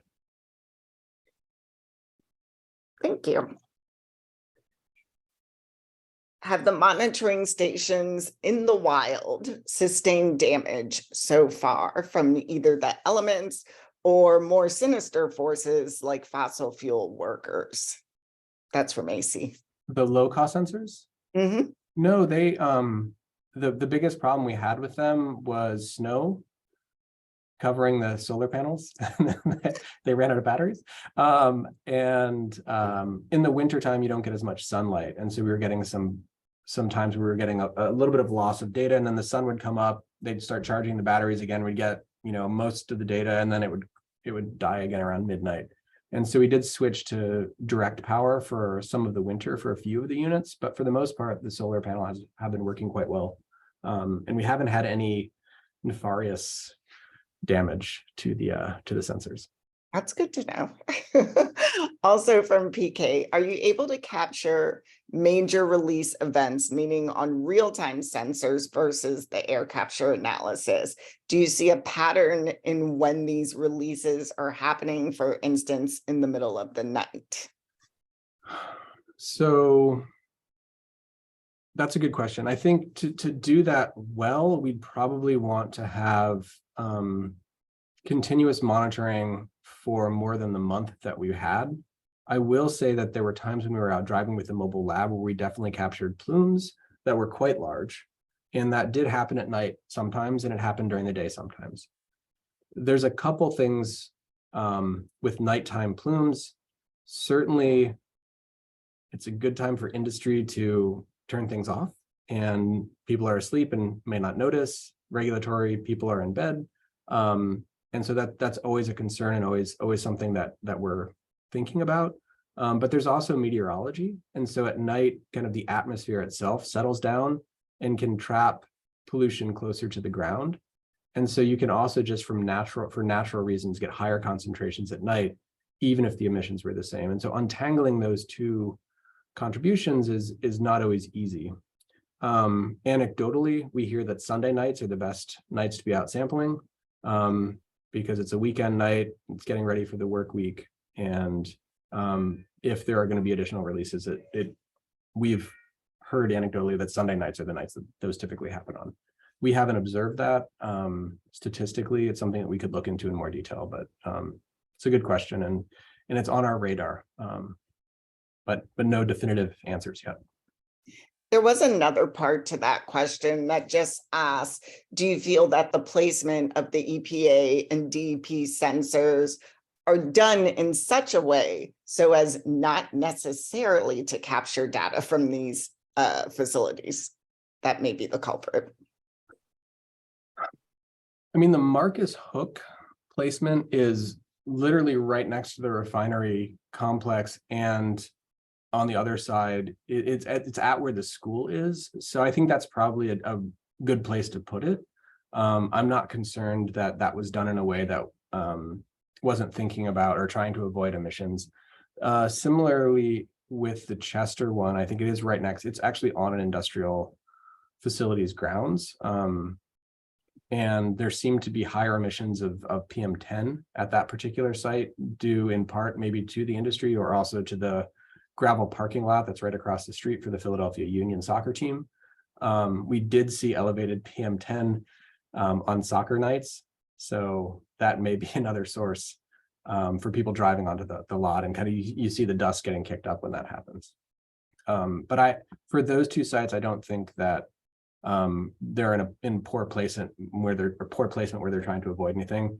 My bigger concern is that there's just not enough monitoring in these types of areas, but 2 is actually pretty good, and I can't fault a budget constrained agency for actually having 2 monitors in this area.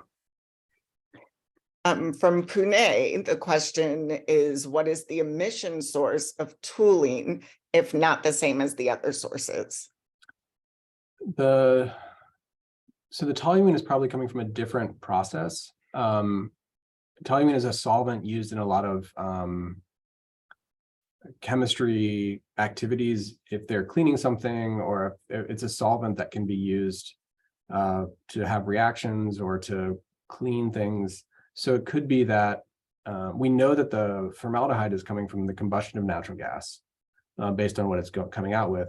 The toluene is just from a separate process, and it could be the same facilities in just a different part of those facilities, or it could be a completely different facility. We're not quite sure where exactly it's coming from. Okay, from Linnea, how might someone from one of these communities use this data to make a point? Where are the central findings that could be underscored by someone who is less versed in technical data, or also for someone who, or by and for people who are less versed in technical data? I mean, we've been in dialogue with the communities in the area. We have an ongoing discussion with them and are here to help advocate with them and provide expertise for their questions and concerns. This is not envisioned as we come in and do the measurements and then walk away. It's a continued discussion and continued collaboration with our community partners. So ask, and we will do our best to help. I mean, this is the whole point of doing this is to think about better ways to assess risk and to do it in partnership with the communities who are at risk. So I think the way to answer that question is we're here to help kind of explain and give people an agency to do this on their own. And we're also there to be a backup and technical support. Thank you. We have a question that is about formaldehyde. We're almost done with your session, so this will be the last question that I throw in. But if natural gas combustion releases formaldehyde, wouldn't that mean those who use it in their kitchens may be exposed to it as well? And I'd just like to throw out there that Peter did a great presentation on this for us last year, which you can find on our website. Another one of my loves, indoor air quality. Yes, natural gas combustion in your home can also probably produce formaldehyde. I don't think the levels of natural gas combustion in your home are going to be the same as the levels of natural gas combustion at these facilities. That being said, your home is a closed environment. So whenever you're using your stove, I highly recommend, if you have a vent hood that can vent things outside, to turn it on, even if the noise annoys you, like it annoys my wife. Or open a window and just get a little bit of extra ventilation through your kitchen when you've got the stove on. It will reduce the concentrations very quickly. And there are other emissions from natural gas stoves that are also of concern. So certainly, if you do have a natural gas stove, I do as well. Use your hood if you can and open a window if you can. Thank you so much again for being here and sharing your research with us. If there are more questions, again, folks, please feel free to just keep throwing them in the chat. We can share them out to our speakers after this. We're going to have a little bit longer break this time before our very last session of the day, which will be fantastic. So please don't disappear on us. And we'll be back at 3:30. Thank you. Thanks.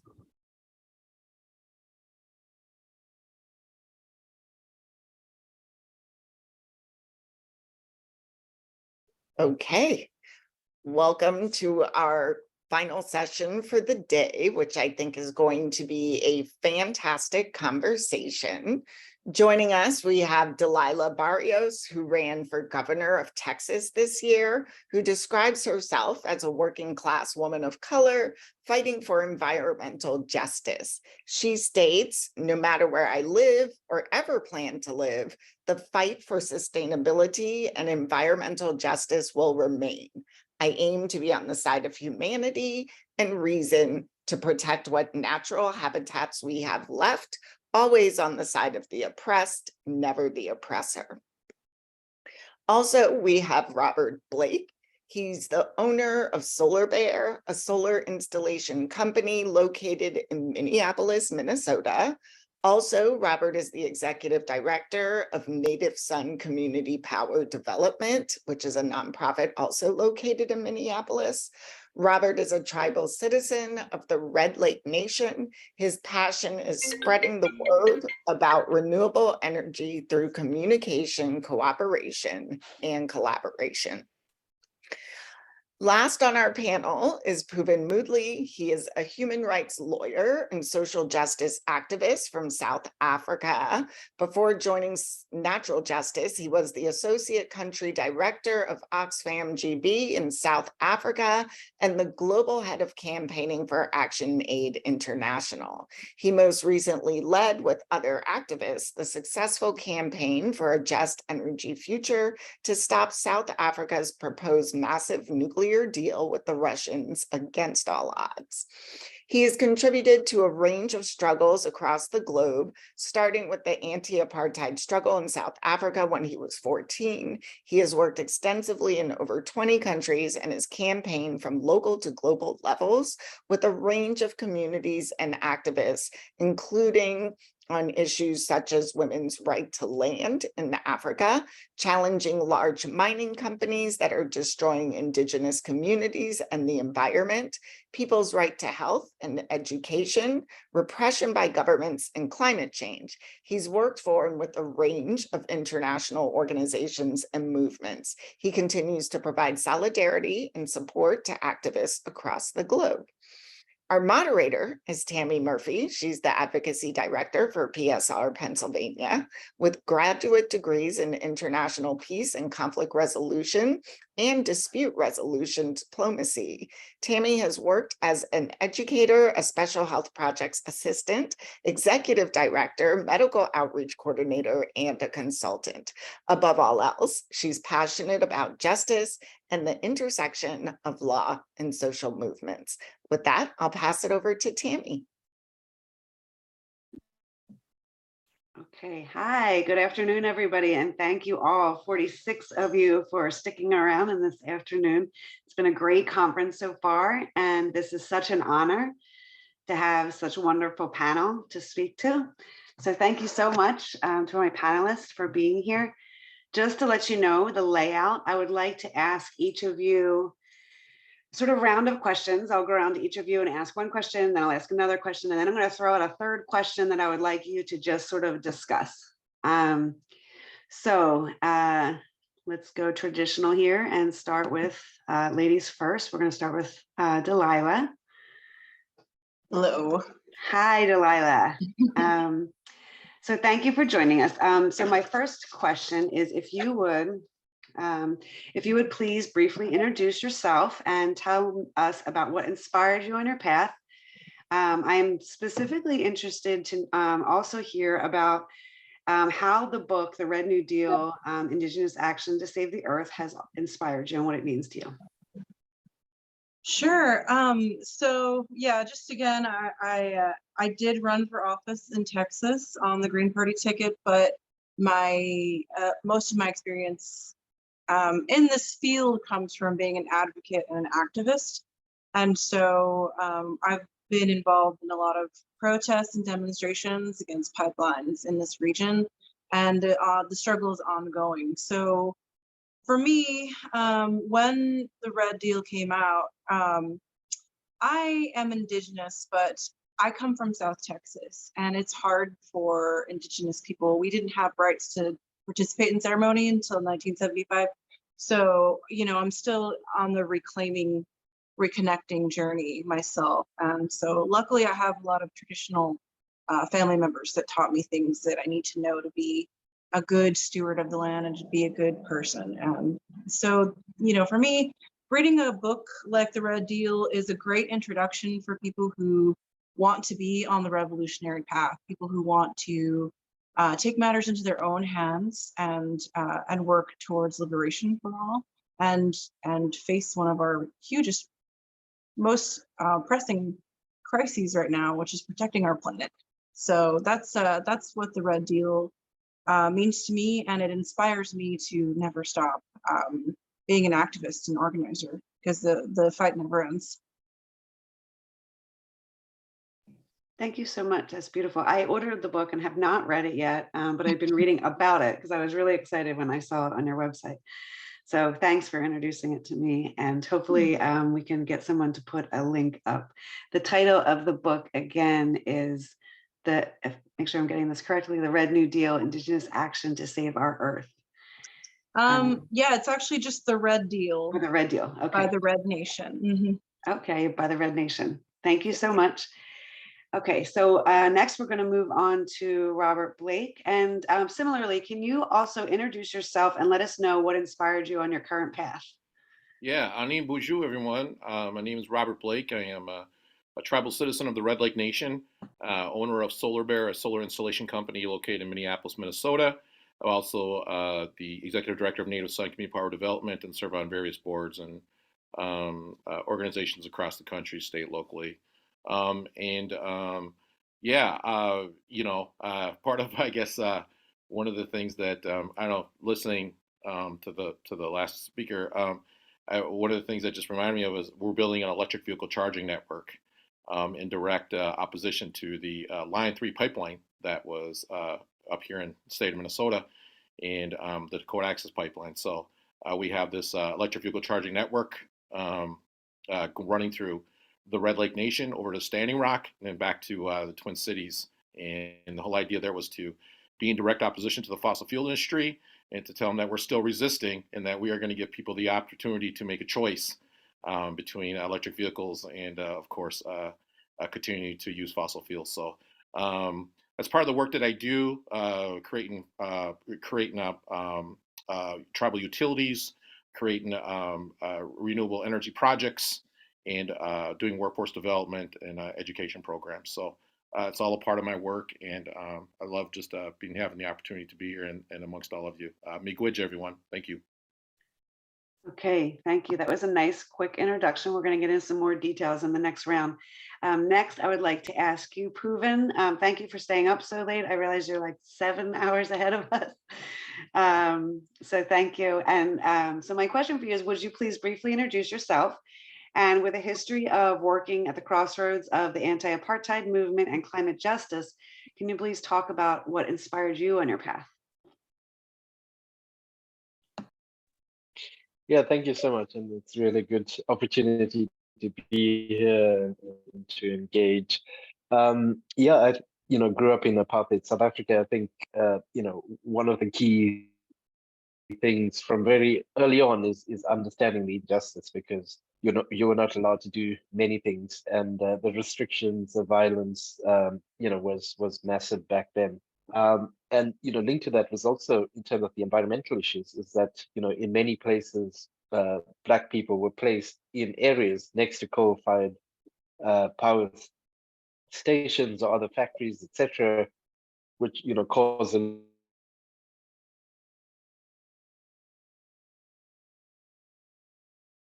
was an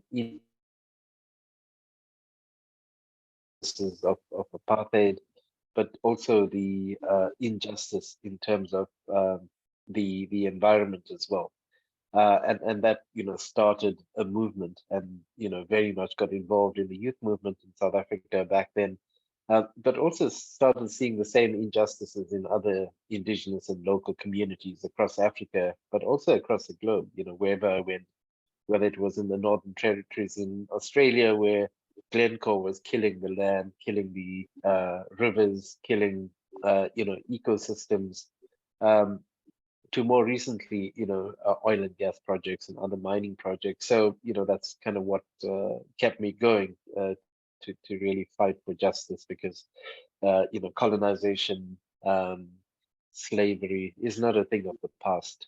All of that is still going on. Okay, thank you very much. Okay, so I'm going to go into my second round of questions. Delilah, I wanted to talk to you about this. This is something that we spoke briefly about when we were on the phone. In Pennsylvania, indigenous tribes are not recognized. So obviously that really poses some very serious issues for families here in Pennsylvania. I know that that you mentioned some similar struggles in Texas about having the government recognize and even harder to get them to respect tribal sovereignty.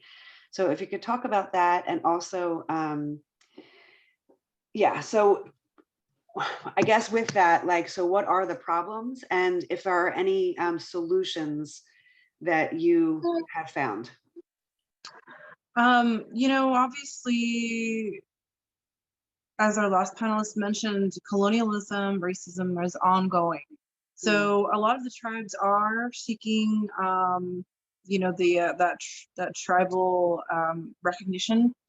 We've got the Karankawa clan or tribe that's down here, and they are leading the fight against LNG and the export terminals that they're proposing are on top of indigenous artifacts, ancestral artifacts. And so they're you know, they're holding a lot of demonstrations and they're rallying the community around stopping these expansions and these pipeline projects. What we can do is continue to support indigenous-led resistance. And, you know, it's not easy because a lot of the funding, if you are not, you know, on a nonprofit or you're not in some profit motivated form of organization, it's very difficult because of the legal battles, because of, you know, getting people to and from where they need to go. So donating to these causes does help. There's a group that I try to help out as much as possible. The tribal, oh my God, I'm gonna mess it up. It's the Gulf Coast, there's a, why am I so bad right now? I'm sorry. There's a, I'll add it all in a second. But there's like 3 different tribes active in Texas that I know of that are leading the resistance against the expansion of oil and gas in the state. Texas, this region has been overexploited. And if you look at a map of our state, if you look at a map of the entire country, you'll see there's just pipeline after pipeline after pipeline. And at this point, with the threat of, you know, sustainable energy, what the pipeline companies are doing is they're expanding with complete neglect for any future concerns. Like they already have active lines, and it's not enough. They want to extract as much resource as they possibly can. So in fact, the fight is getting harder because they know that consumers want sustainable options. So yeah, I mean, every day there are people organizing, and I think one of the most important things that we need to do is continue to uplift and support the communities who are showing up every day, who are going to court. Like I was a single mom at the time, and I had to bring my kids to a court hearing, an injunction hearing about the Kinder Morgan pipeline coming through the Texas Hill Country where I live now. And I mean, there was a good amount of support against this pipeline expansion, and it threatened endangered species, it threatened springs, and the public was very clear that they did not want this project, and it got pushed through anyway. So the real thing we need to understand is that the power is with the people. You don't have to be wealthy, you don't have to be a politician in order to support these movements. You just have to show up. Great. So some of the groups that you're thinking of, if you can at some point make sure that we have it so we can share it with people as a follow-up, or maybe if you, I know that Becca put in the comment, I think it was the Permian Gulf Coast Coalition. I don't know if that was one of the groups that you're thinking of. I will add it. Let me get it for you. Yeah, so I appreciate that very much. As PK noted in our comments, like we are in Pennsylvania with Indigenous people not recognized. It's really, you know, it's very difficult to get any kind of injustice. Like I'm thinking of the UN Declaration of the Rights of Indigenous Peoples, those kinds of things. Not only they're not generally respected in the United States, but when it comes down to a state like Pennsylvania, it's literally like they have their blinders on as if there's just, you know, no color. We don't see Indigenous people as anything, you know, like not even identified. So it's incredibly hard. So Delilah, I appreciate the work that you do, and I know that it's not easy to keep pushing through those barriers. We're going to move on to Robert right now. Thanks for sharing that, Delilah. We're going to move on to Robert right now because Robert, you are doing some really amazing stuff with the public utilities, and you have plans where you are. So if you can talk about what you're doing locally and how you plan to expand that to benefit all Indigenous people and ultimately to benefit all of us, because it does so much to impact climate. Thank you. Yeah, thank you very much. Yeah, House File 1647 in the state of Minnesota. This is a piece of legislation that I've been working on to get passed for the last 4 years with the help of the Department of Commerce. And what it basically does is it creates a tribal energy advisory board. So it's House File 1647, Tribal Energy Advisory Board. And what this board is basically going to do is it's going to be the seedlings for a tribal utilities commission that will act in conjunction with the Public Utilities Commission. So when there's energy infrastructure being built, this will be able to, the tribal nations will be able to have a say about that energy infrastructure being built. And so basically have a seat at the table. And that's huge. And I've gotten bipartisan support on this legislation, and it's ready to pass this next go around. Now, I didn't expect Minnesota to have a blue governor, a blue Senate, and a blue House. We have the trifecta here in the state of Minnesota. So I guess that maybe this work was all for nothing now. but I thought I was going to have to continue to deal with the opposite Republicans, basically, to deal with on this piece of legislation. But incidentally, I got their support on this too. So this is really going to be important.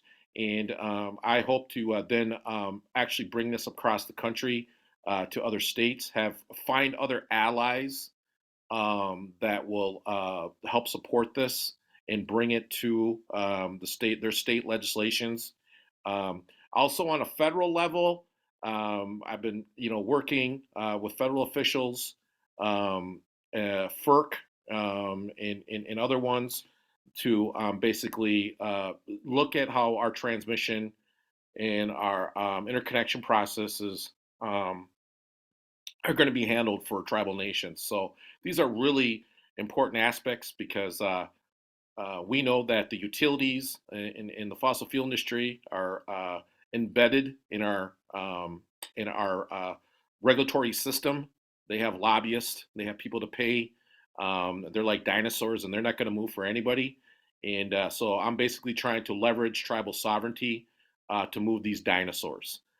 Because if we don't decolonize the transportation system, if we don't decolonize the electricity grid, then we are going to continue to commit eco-suicide.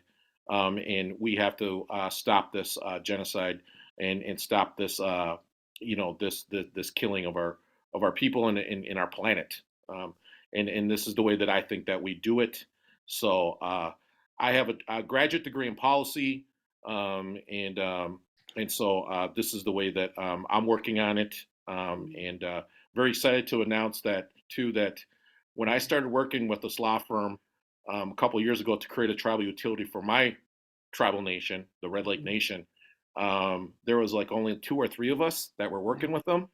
Now we have like close to 70 tribal nations that are working to create their own tribal utilities. And because now we have the technology to create distributed energy resources, to create this power source, to create jobs, employment, and economic development opportunities for these communities. So I'm really excited at where this is going, and I really do believe that tribal nations can help lead the way. So, but I do need all of your help. I need all of your voices. And you can reach me through robert@nativesun.org, or just go to nativesun.org, or reach me through solarbear.earth, and help support this effort. So yeah, that's how I would. That's how I'm doing it in the state of Minnesota. Thank you. So I wanted to say 2 things about that. One, it reminds me of Commissioner Ernico Brown, who was on earlier, a panel, and she said that she felt like she could not get a seat at the table, so she just said, like, forget it, I'm going to build my own table. And now everybody's coming to her for solutions to problems because she built her own table and it's better. So I love what you're doing. And the other thing I love about what you're doing is I feel like it's the kind of thing, like it's to scale, like on the size and in the speed of that which we need to really address this issue. So I appreciate that a lot about your work. And Tammy, I just got to say to everyone that a lot of these ideas came from me just standing in with all of us brothers and sisters, opposing Line 3 or sitting there in the hot sun. Like, there's got to be an easier way to do this. Yeah. There's Can't got just to be hold a the sign legal way to forever. do this.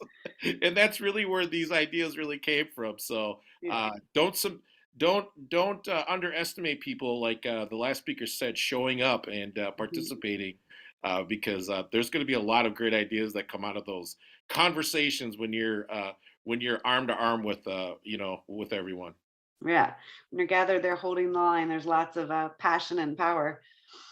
So the other thing that inspired me from the phone call that we had, you said that this really all started about 5 years ago, and just on a personal level, that gave me a lot of hope, because I could see something, greater ahead in 5 years for myself, and doing good work. And we should all be inspired by that. Where we are right now is just the beginning. Yeah, and I just want to say to everybody too, 2 years ago, a little over 2 years ago, I started working with Baker Tilly Law Firm to create, the framework for a tribal utility for my community. And now there's like 70, tribal nations in there, where there was only a couple. And so, you think about the IRA Act and now what this means to tribal country and the money that's flowing into tribal country. And kudos to my Senator Tina Smith and Pete Wyckoff, who have pushed for incentives for tribal country to get involved in this energy process. Because I always say to tribal nations, and I said this on Native America Calling on the radio show, that we're in the gaming business, which is $1 billion business.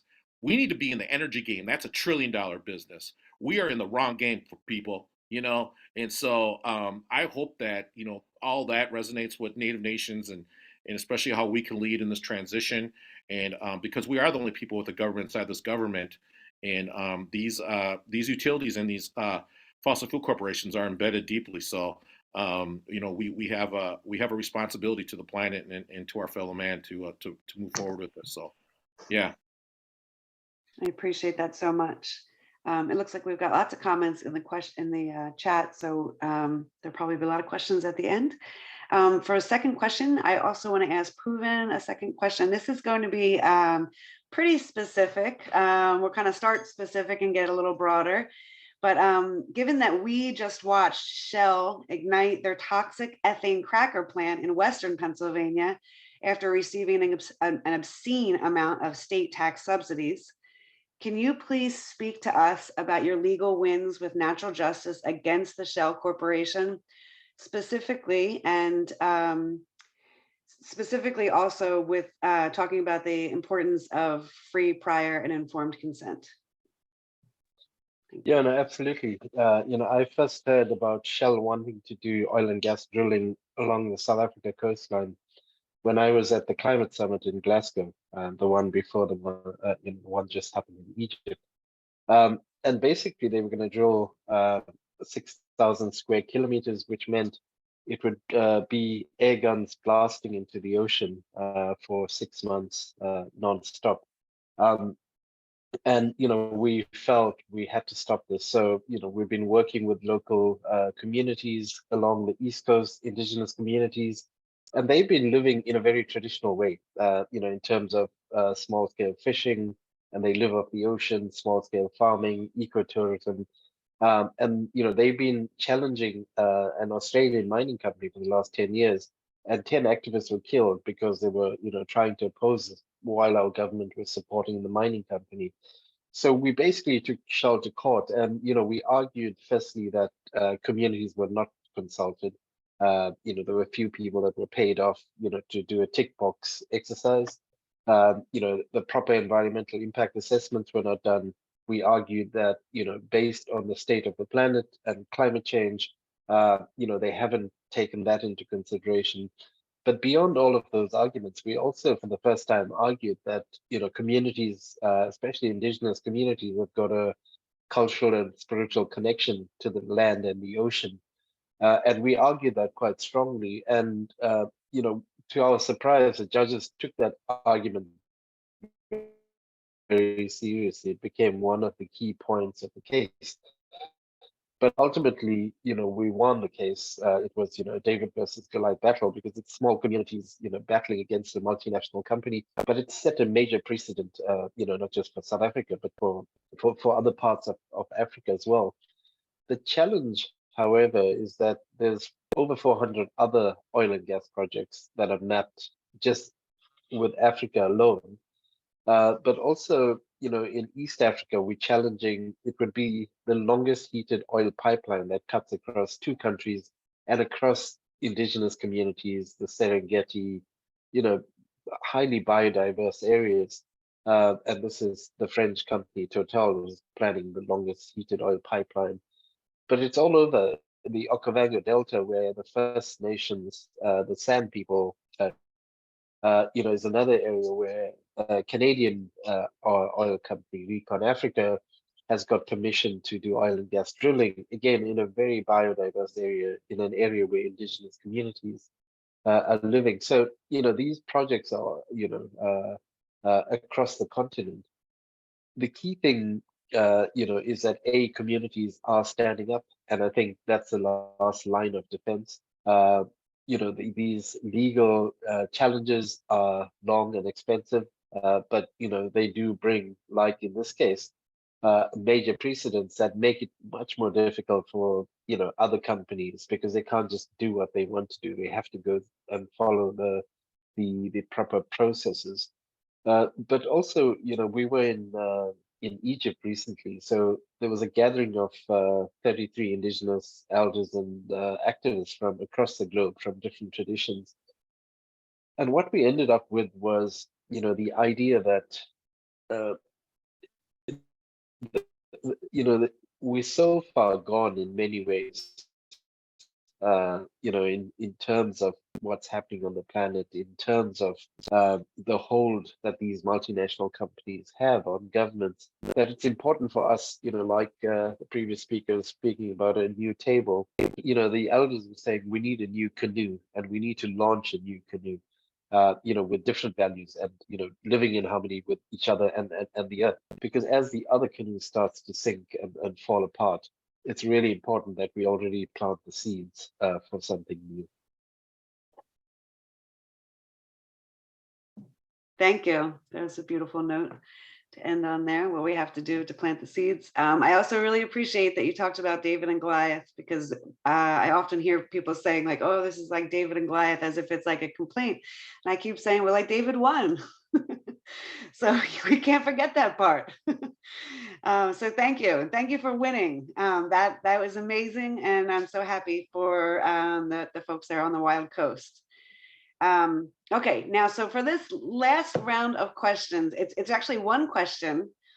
And I'm gonna put the question out last. What I'm gonna do first is kind of plug a little idea into each of your heads about what I was thinking you might want to answer. I might be wrong, and you can scrap it if you want. I had thoughts for each person, so I'm just going to throw this out. So I need my panelists to listen. Delilah, I was thinking for you, if you'll keep this in mind when I ask the question. The United Nations has the Declaration of the Rights of Indigenous People, which is, as we know, is not recognized, as well as tribal sovereignty and leadership in many of our communities, and also the situation that we face with the two-party system here in the United States. Okay, so pause. We're going to move over to Robert, and I'm going to give him my thoughts before the question. It's a little backwards, but that's kind of the way I operate sometimes. Okay, Robert, I want you to keep in mind youth, a just transition, and inclusivity. Okay, and also returning citizens. And Pooven Moodley, let's see, down here I have for you. You're really like tapping into my like legal geek over here.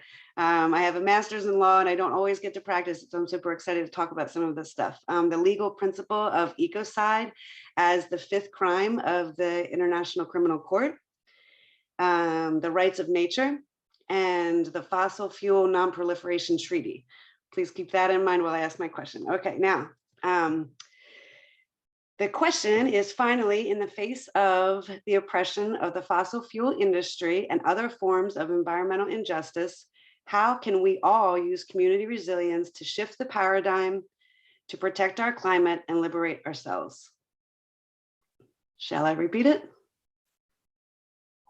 Yeah, I'll just repeat it one more time. Finally, in the face of the oppression of the fossil fuel industry and other forms of environmental injustice, how can we all use community resilience to shift the paradigm, to protect our climate and liberate ourselves. And I'm going to go on mute, and I would love for the three of you to talk about it. And you can, talk about the things I mentioned, or you can just go on your own.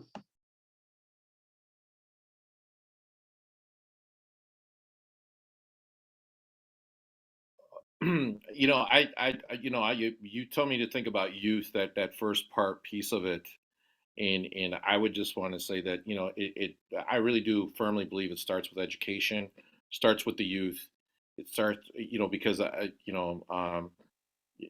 developing this curriculum with these instructors for the Solar Cub program, and it's all about planting those seeds, because I believe we're really leaving this next generation with a big problem. And what I'm afraid that they're going to do if they don't have the tools, they're going to put their head in the sand, and they may turn to other forms of non-healthy habits.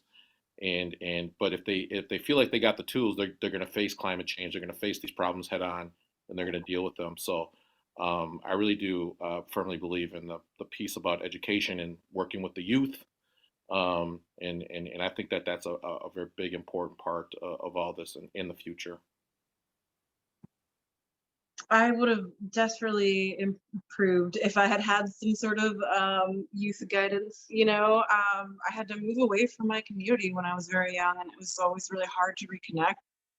In Texas specifically, because we only have 3 federally recognized tribes, there's a lot of other tribes here they don't have that recognition, and it's all separate legal battles. They've got to show their paperwork, and some people still want to do blood quantum, and there's Apache and Comanche and all kinds of different tribes that came from this place.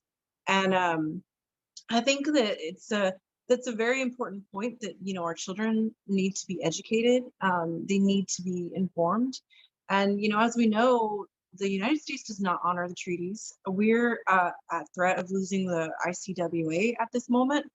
And I mean, we still haven't even uncovered all of the graves and the horrible wrongdoings. And so it is such a complex issue to these are ongoing problems and ongoing crises that we have to make amends and find some reconciliation or healing from the past, and yet still continue forward with these struggles. And we cannot do it alone, and we all do need to be on the same path, at least in regards to the environment and our wellness.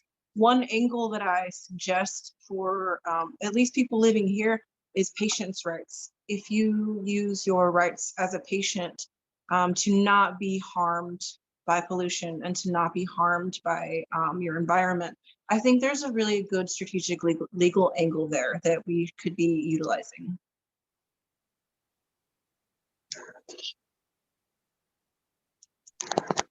You, Delilah. Yeah, just to add a couple of thoughts. I think firstly on the rights of nature. I mean, there've been a lot of precedents over the last few years across many different jurisdictions, and some really good cases that have been won from New Zealand to India to South America and so on. But the point I'd like to make around that is I think it's really important to see the interconnectedness between the rights of nature and human rights, because there's a tendency to have a kind of fortress type conservation mentality, which has caused indigenous communities, especially being kicked out. We've seen this across many different continents, in the name of conservation and protecting nature. But there's a case, the Futures case in Colombia, which was really good, because what it did was show that indigenous communities living in forest areas are protecting those forests, and there's a symbiotic relationship, and it's important to protect both the people and nature at the same time. So I think making those arguments in court, the interlinkages, I think is really important. There's a lot of work that's been done on ecocide, both in terms of looking at the meaning and the definition of it, which is now being accepted, but also a lot of advancements that have been made. And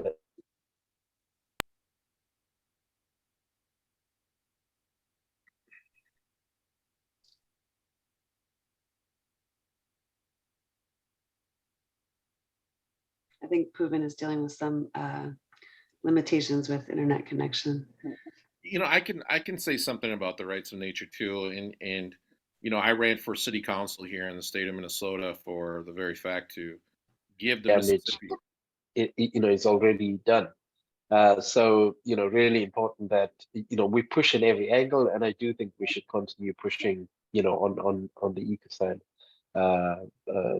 trajectory.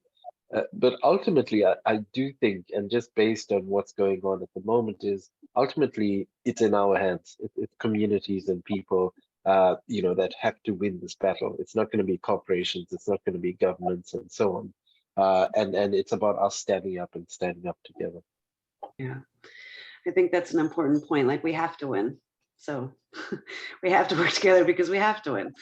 So we just have to figure out how. I wanted to touch base because it really made me think when you said connecting the rights of nature with human rights law, because I was fascinated when I began my studies in law to study the Awastigni tribe in Nicaragua, who changed the definition really of human rights law that really identified people as individuals and treated people as individuals under the law.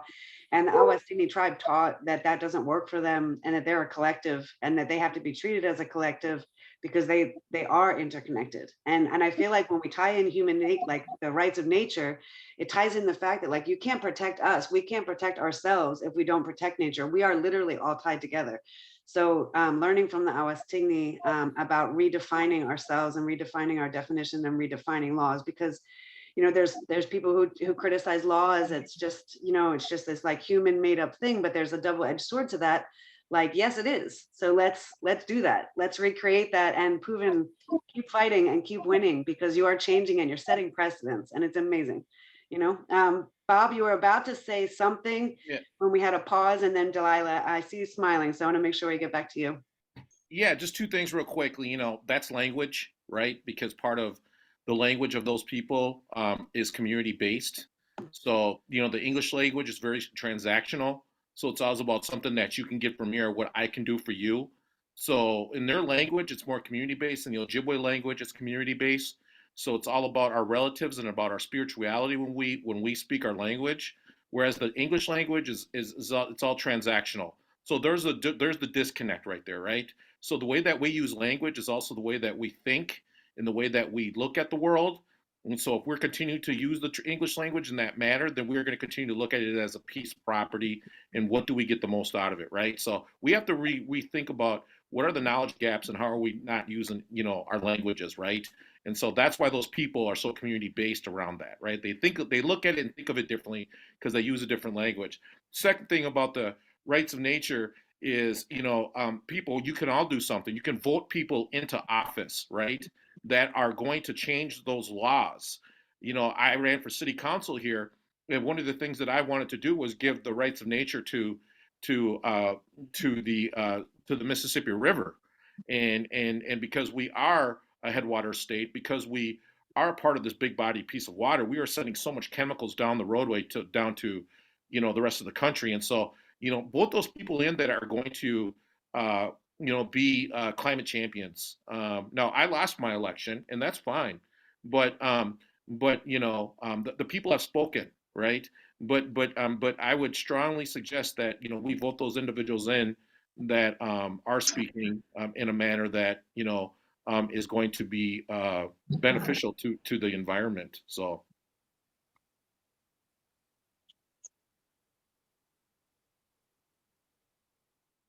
Yeah, I mean, I agree with all of that. I think it is important to, you know, use our voices and advocate for ourselves. But I think we would be remiss to underestimate the working class right now.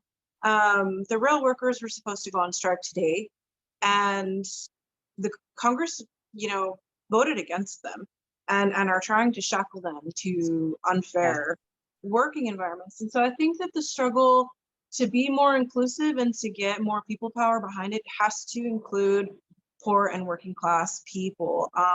You may not understand that you being exposed to lead or asbestos or chemicals may be an environmental You may think of it only as a patient fight, like you have cancer now or you're sick, and it's closed into that. But the broader expansion is that yes, it's an environmental fight, but also it's a fight for workers and for individuals to be free from these harmful things that are causing them to be unwell. So yeah, it is so important, to utilize your power, but also to coalesce that power among your fellow class, because we really can't do much without each other. We cannot, like, it's illegal for us to protest where they're building pipelines. We can't do that. We can go to their office, we can, go to the courthouses, and every year we're going to find that we're losing more and more of our rights as individuals to protest and dissent. So to incorporate the labor movement into environmental justice, I think is imperative. And also, I just wanted to bring up that, the military industrial complex and the prison industrial complex are one of the two driving forces for climate change and loss of rights. So, the military industrial complex wastes so much fuel just transporting fuel. And, like we've all seen, I did a panel before on the effects of military industrial complex and how that changes the land and the soil and the water and the people. You've got Monsanto that is, caused so many generations worth of medical illness. So I think it's hard to incorporate it all, especially when we get so focused in our work that we are doing. But I think it's really important to understand that your class, your fellow workers, your fellow poor people are really the driving force, because we're more powerful when we're collected.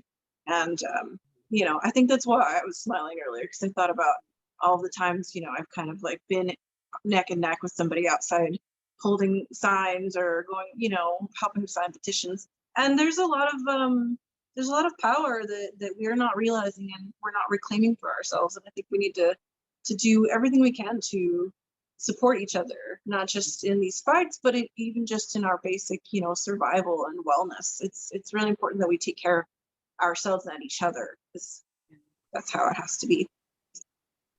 Yeah, that kind of brings us back a little bit again to the very beginning of the conference. One of the pre-recorded videos that we had, or it was like an audio with some footage, showed Justin Noble was talking about the workers and how they face radioactivity in their work. So like their struggle is our struggle, and whether sometimes like, we get pitted between this idea of the economy, grow the economy, and jobs, the fossil fuel industry. The reality is they are treating the employees horribly there, and it's dangerous, and they're excluding so much. Like Robert, I know in your work, I've looked, and learned from you about how you incorporate and embrace having returning citizens coming back from prisons and creating that as part of the workforce, as an integral part of the workforce. And I think this is important for all of us to remember, that we have solidarity with them. We can't let the powers that be pit us against one another. And they love to come in and divide and conquer. And we have to just remember that that's not, Yeah, and okay, so I'll address the Returning Citizens Initiative real quick. It was a program that we put together to train inmates on how to do solar installation. So the idea here was to battle mass incarceration with climate change, fight climate change with mass incarceration. So that was the idea there. We had like a grant for 150 people to get trained, and they got trained. There are some of them are in the solar industry right now working, and I'm very proud of them and very excited for them to see where their careers take themselves to. By the way, that got national attention. I spoke with 7 states. I think New York was the last state that I talked to about this program, and they were going to try and implement it in their state. So that is a really good thing. Second thing there, I deal with the unions. I deal with labor a lot, and my advice to labor is, I understand that the politicians like to play the race game. They like to pit us against each other. But at the end of the day, man, we are in the same boat. So, try not to fall for those tricks, because, I get it. It's the easiest way to divide us by race. but that's not going to solve your problems. And the same problems that are affecting your family, same problems that are affecting the ability for you to put food on the table, the same things that affect my family. And so we got to quit playing. We got to quit allowing these differences between these two parties play the race game and divide us. And that's where I see the big problem at. So those are the things that I would try and explain to. And remember, it's not the leaders of these unions that make the decision. It's their members. So getting it through to the members, right? Because most of the time I'm finding the union guys the heads of the unions understand what I'm trying to say. It's their membership that doesn't get it. So one of the things that I'm trying to implement into the state of Minnesota is that everybody has to have at least a 20-hour at least a 2-hour multicultural kind of education. 2 hours. I don't think that's a lot asking. If you're gonna hold a license in the state of Minnesota, you need to have a 2-hour multicultural class be taken. Now I've got pushback from that, but when you look at a situation like the state of Minnesota has had with George Floyd and everything that we were just in the news for, I think that we should be now more than ever having, if you want to hold a peace officer's license, if you want to hold a license to cut hair, then you need to take a 2-hour multicultural. And if you don't do that, then you can't get licensed and you can't work. So, I think it's those types of things and how you push people to be more acceptance, to inclusivity, and to be more diversified, and to have more of an inclusionary kind of mindset. And that's the only way that I can think of in order to get through to these memberships and to these unions to start looking at us as a whole instead of looking at us as fractions. So that's where I see the problem at, and that's where I see the solutions happening.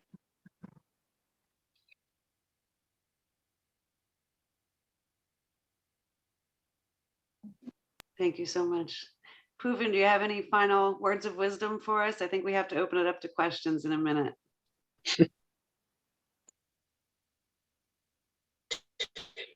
Yeah, I think the only thing to add is, the time we're in at the moment. I think the reality is we're passing many of the tipping points. So many things we're not going to be able to reverse. And I think it's important to take that reality into account. The UN Secretary General at the last climate conference said we skirting down the climate highway to hell, and our foot is firmly on the accelerator. And that's a reality of where we at. And many of the indigenous communities and different traditions we work with, based on many of the prophecies, we've got such a small window, probably over the next 3 years, to shift things. And I think it's important for all of us to know that reality, because it's going to be too late if in 3 years from now we say, okay, now we have to stop the destruction from happening. So I think, people standing up now is going to be critical. Okay, thank you so much. Thank you, all of you. It's really been an honor to speak with you, and I hope we all stay in communication. It's been really wonderful speaking with you. Thank you. I know we have some questions because I know the chat was very busy. I wasn't quite able to keep up with it. That's okay. I can throw some of those questions out there. Actually, I have a question of my own, and I guess this would be for Pooven primarily, but I recently learned about the oil that's being spilled into the Niger Delta every month. It's about 40 million liters of oil. And there's been over 1.5 million tons spilled, over 7,000 spills since they first started drilling in Nigeria. With talk of these new lines that are expected to happen, What are people doing community-wise to oppose this? I know in the Niger Delta, there's an environmentalist who's planting mangroves, for instance, Martha, I can't recall her last name. So there must be some sort of community level resilience, which is kind of how we open the conference. So I'd be curious to hear a little bit more about that. Yeah, no, thank you so much for bringing that up. I mean, that's probably one of the worst environmental disasters anyway on the planet. And, if you actually look at the images, in terms of the contaminated water, the contaminated lands, and so on, it's in many ways, it's suffocating, and just the extent of the damage. A big part of it is that, and something we've been discussing recently is that many of the companies, including Shell and others, are not taking any responsibility or there isn't any liability, let's say, in terms of them cleaning up. And that's something we're looking at in terms of how do we challenge that, from a legal perspective.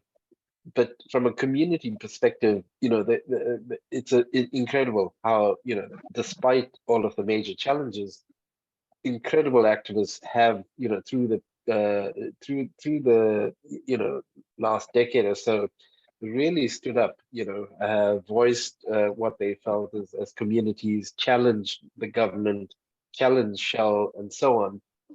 Unfortunately, a lot of the damage was done, but people like Nemo Bassi, there's so many people, incredible activists that have risked their lives. People have been,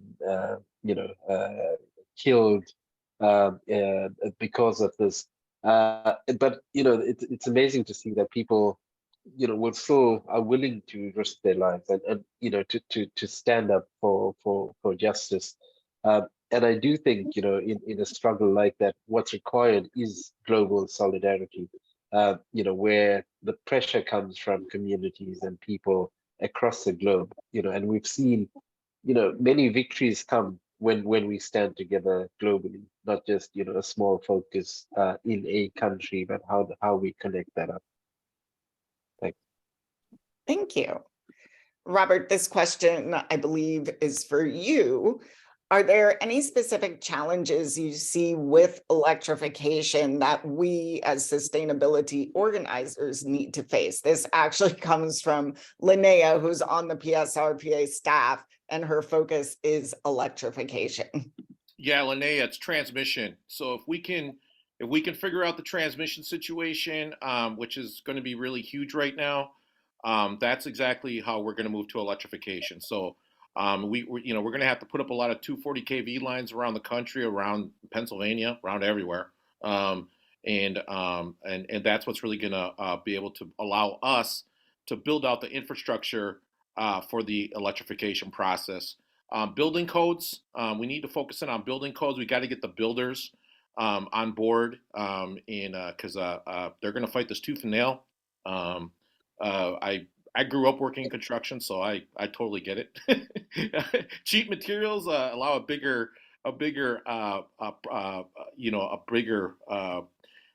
bottom line for you as a builder. So we don't want building codes, but we're going to need building codes if we're going to move to electrification and get rid of the natural gas pipelines and all that. So those are the two main things: transmission and building codes, and that's what I would highly recommend you to focus in on. I just want to make sure, Robert, that me, you, and Linnea connect offline on that one, because you've got lots more knowledge that I think we want to tap into. Thank you. Yeah, I do this every day, people. I'm here all week, so. There's another question about challenging, I guess, any of these industries and how it may have impacted you personally within your communities. So Pooven, obviously you've been standing up against Shell. Delilah, you have your own things that you're working on. Can each of you maybe touch on that briefly? As a mother, I can tell you personally that it has been a bit of a struggle to. The problem is that we have a lot of people that are willing to sell out to industry, organizations, politicians, you know, we had the Sunrise Movement who was advocating for the Gulf Coast, and then they advocated to elect a bunch of Democrats, which aren't particularly effective in the state. You know, I think it comes at such a personal toll to continually fight and then still try to have hope and still carry that hope with you because it's precious. I have children to raise that are environmental activists themselves. And, you know, they were just frustrated that they couldn't vote for me, like when I was running for office. And, you know, they are frustrated at how quickly people are distracted from the ongoing crises that we're facing. And so I think personally, it is just a hard line to navigate, continually coming back to, we need to protect our home because our earth is being murdered, and those people have names and addresses, and we have more power than they want us to believe. And so it's you know, I want to be a peaceful person in a very unpeaceful environment. So that's personally how it's a challenge. Yeah, I think just to add, you know, the threats are very real. Many activists have been killed. You know, as we're opposing the oil pipeline in Uganda, many activists have been put in jail. There's many personal threats. So, you know, we as lawyers that are standing with communities, we get death threats all of the time and so on. But it's something, you know, unfortunately, we've had to deal with all of our lives. And the bottom line is, you know, we are fighting for what's left on the planet, and we have to continue fighting. But it's also inspiring to see, you know, young people across the globe standing up as well. You know, that just momentum, and you know, knowing that are starting to awaken to the fact that you know, this is it for us. If we don't stand up now, then it's game over. Yeah, I would just add to all that. That is all great. And I would just say that, you know, I mean, I don't have kids. You know, I'm not married. It's just me. So I mean, but you know, I think about, you know, my grandmother, my cousin. You know, my cousin's the one that that drew the American Indian Movement sign. So Steve Blake is his name. He was beaten up in Washington D.C. when they stormed the BIA building. My grandmother, who started the St. Paul American Indian Club in 1960.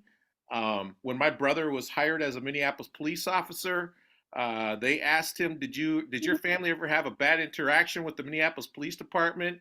My brother said, "My grandmother was beaten up by you guys," and so you know, like, yeah, you know, it's just not how many times you get knocked down; it's how many times you get up, and so you know, this ain't stopping me. Nothing stopping you know, whatever, I can handle myself. So I'm an ex-boxer, so I'm a bouncer too.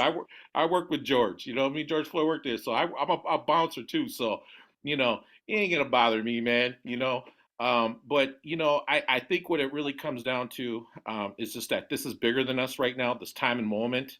I believe people like, you know, Gandhi, Martin Luther King, you know, John Trudell, Leonard Peltier, all these guys could only dream of a moment like this where social, economic, environmental justice are all at the intersection, and it's all at the line right now. And so this is much bigger than all of us, and it calls for all of us to stand up and speak our truths and speak truth to power.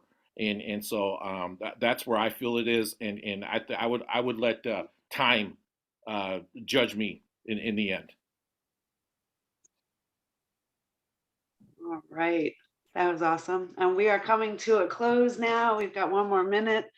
And I just want to say in this final minute, thank you so much. This has been such an awesome conference. And, you know, bringing it all together, I had all these different people from all these different places doing all these different things. And I swore it was connected. And I think we made the point that we are all connected. We're fighting a network, and we have to be a network. And thank you for being together. Let's stay together. Thank y'all so much. Thanks so much. Thank you. Everybody show your faces. Thank you, everyone.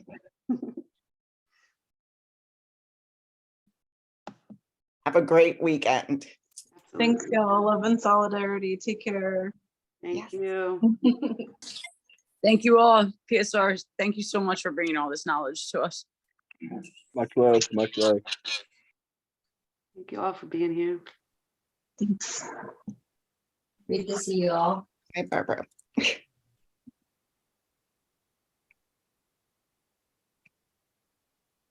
See if we can.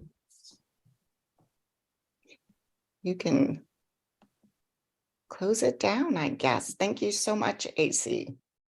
My pleasure. This was fantastic. Thank It you. was. Will you send me a picture of the screenshot? Yeah. From our word bubble? Oh, the word bubble. Yes, I thought you were talking to Tammy. I don't know about just now.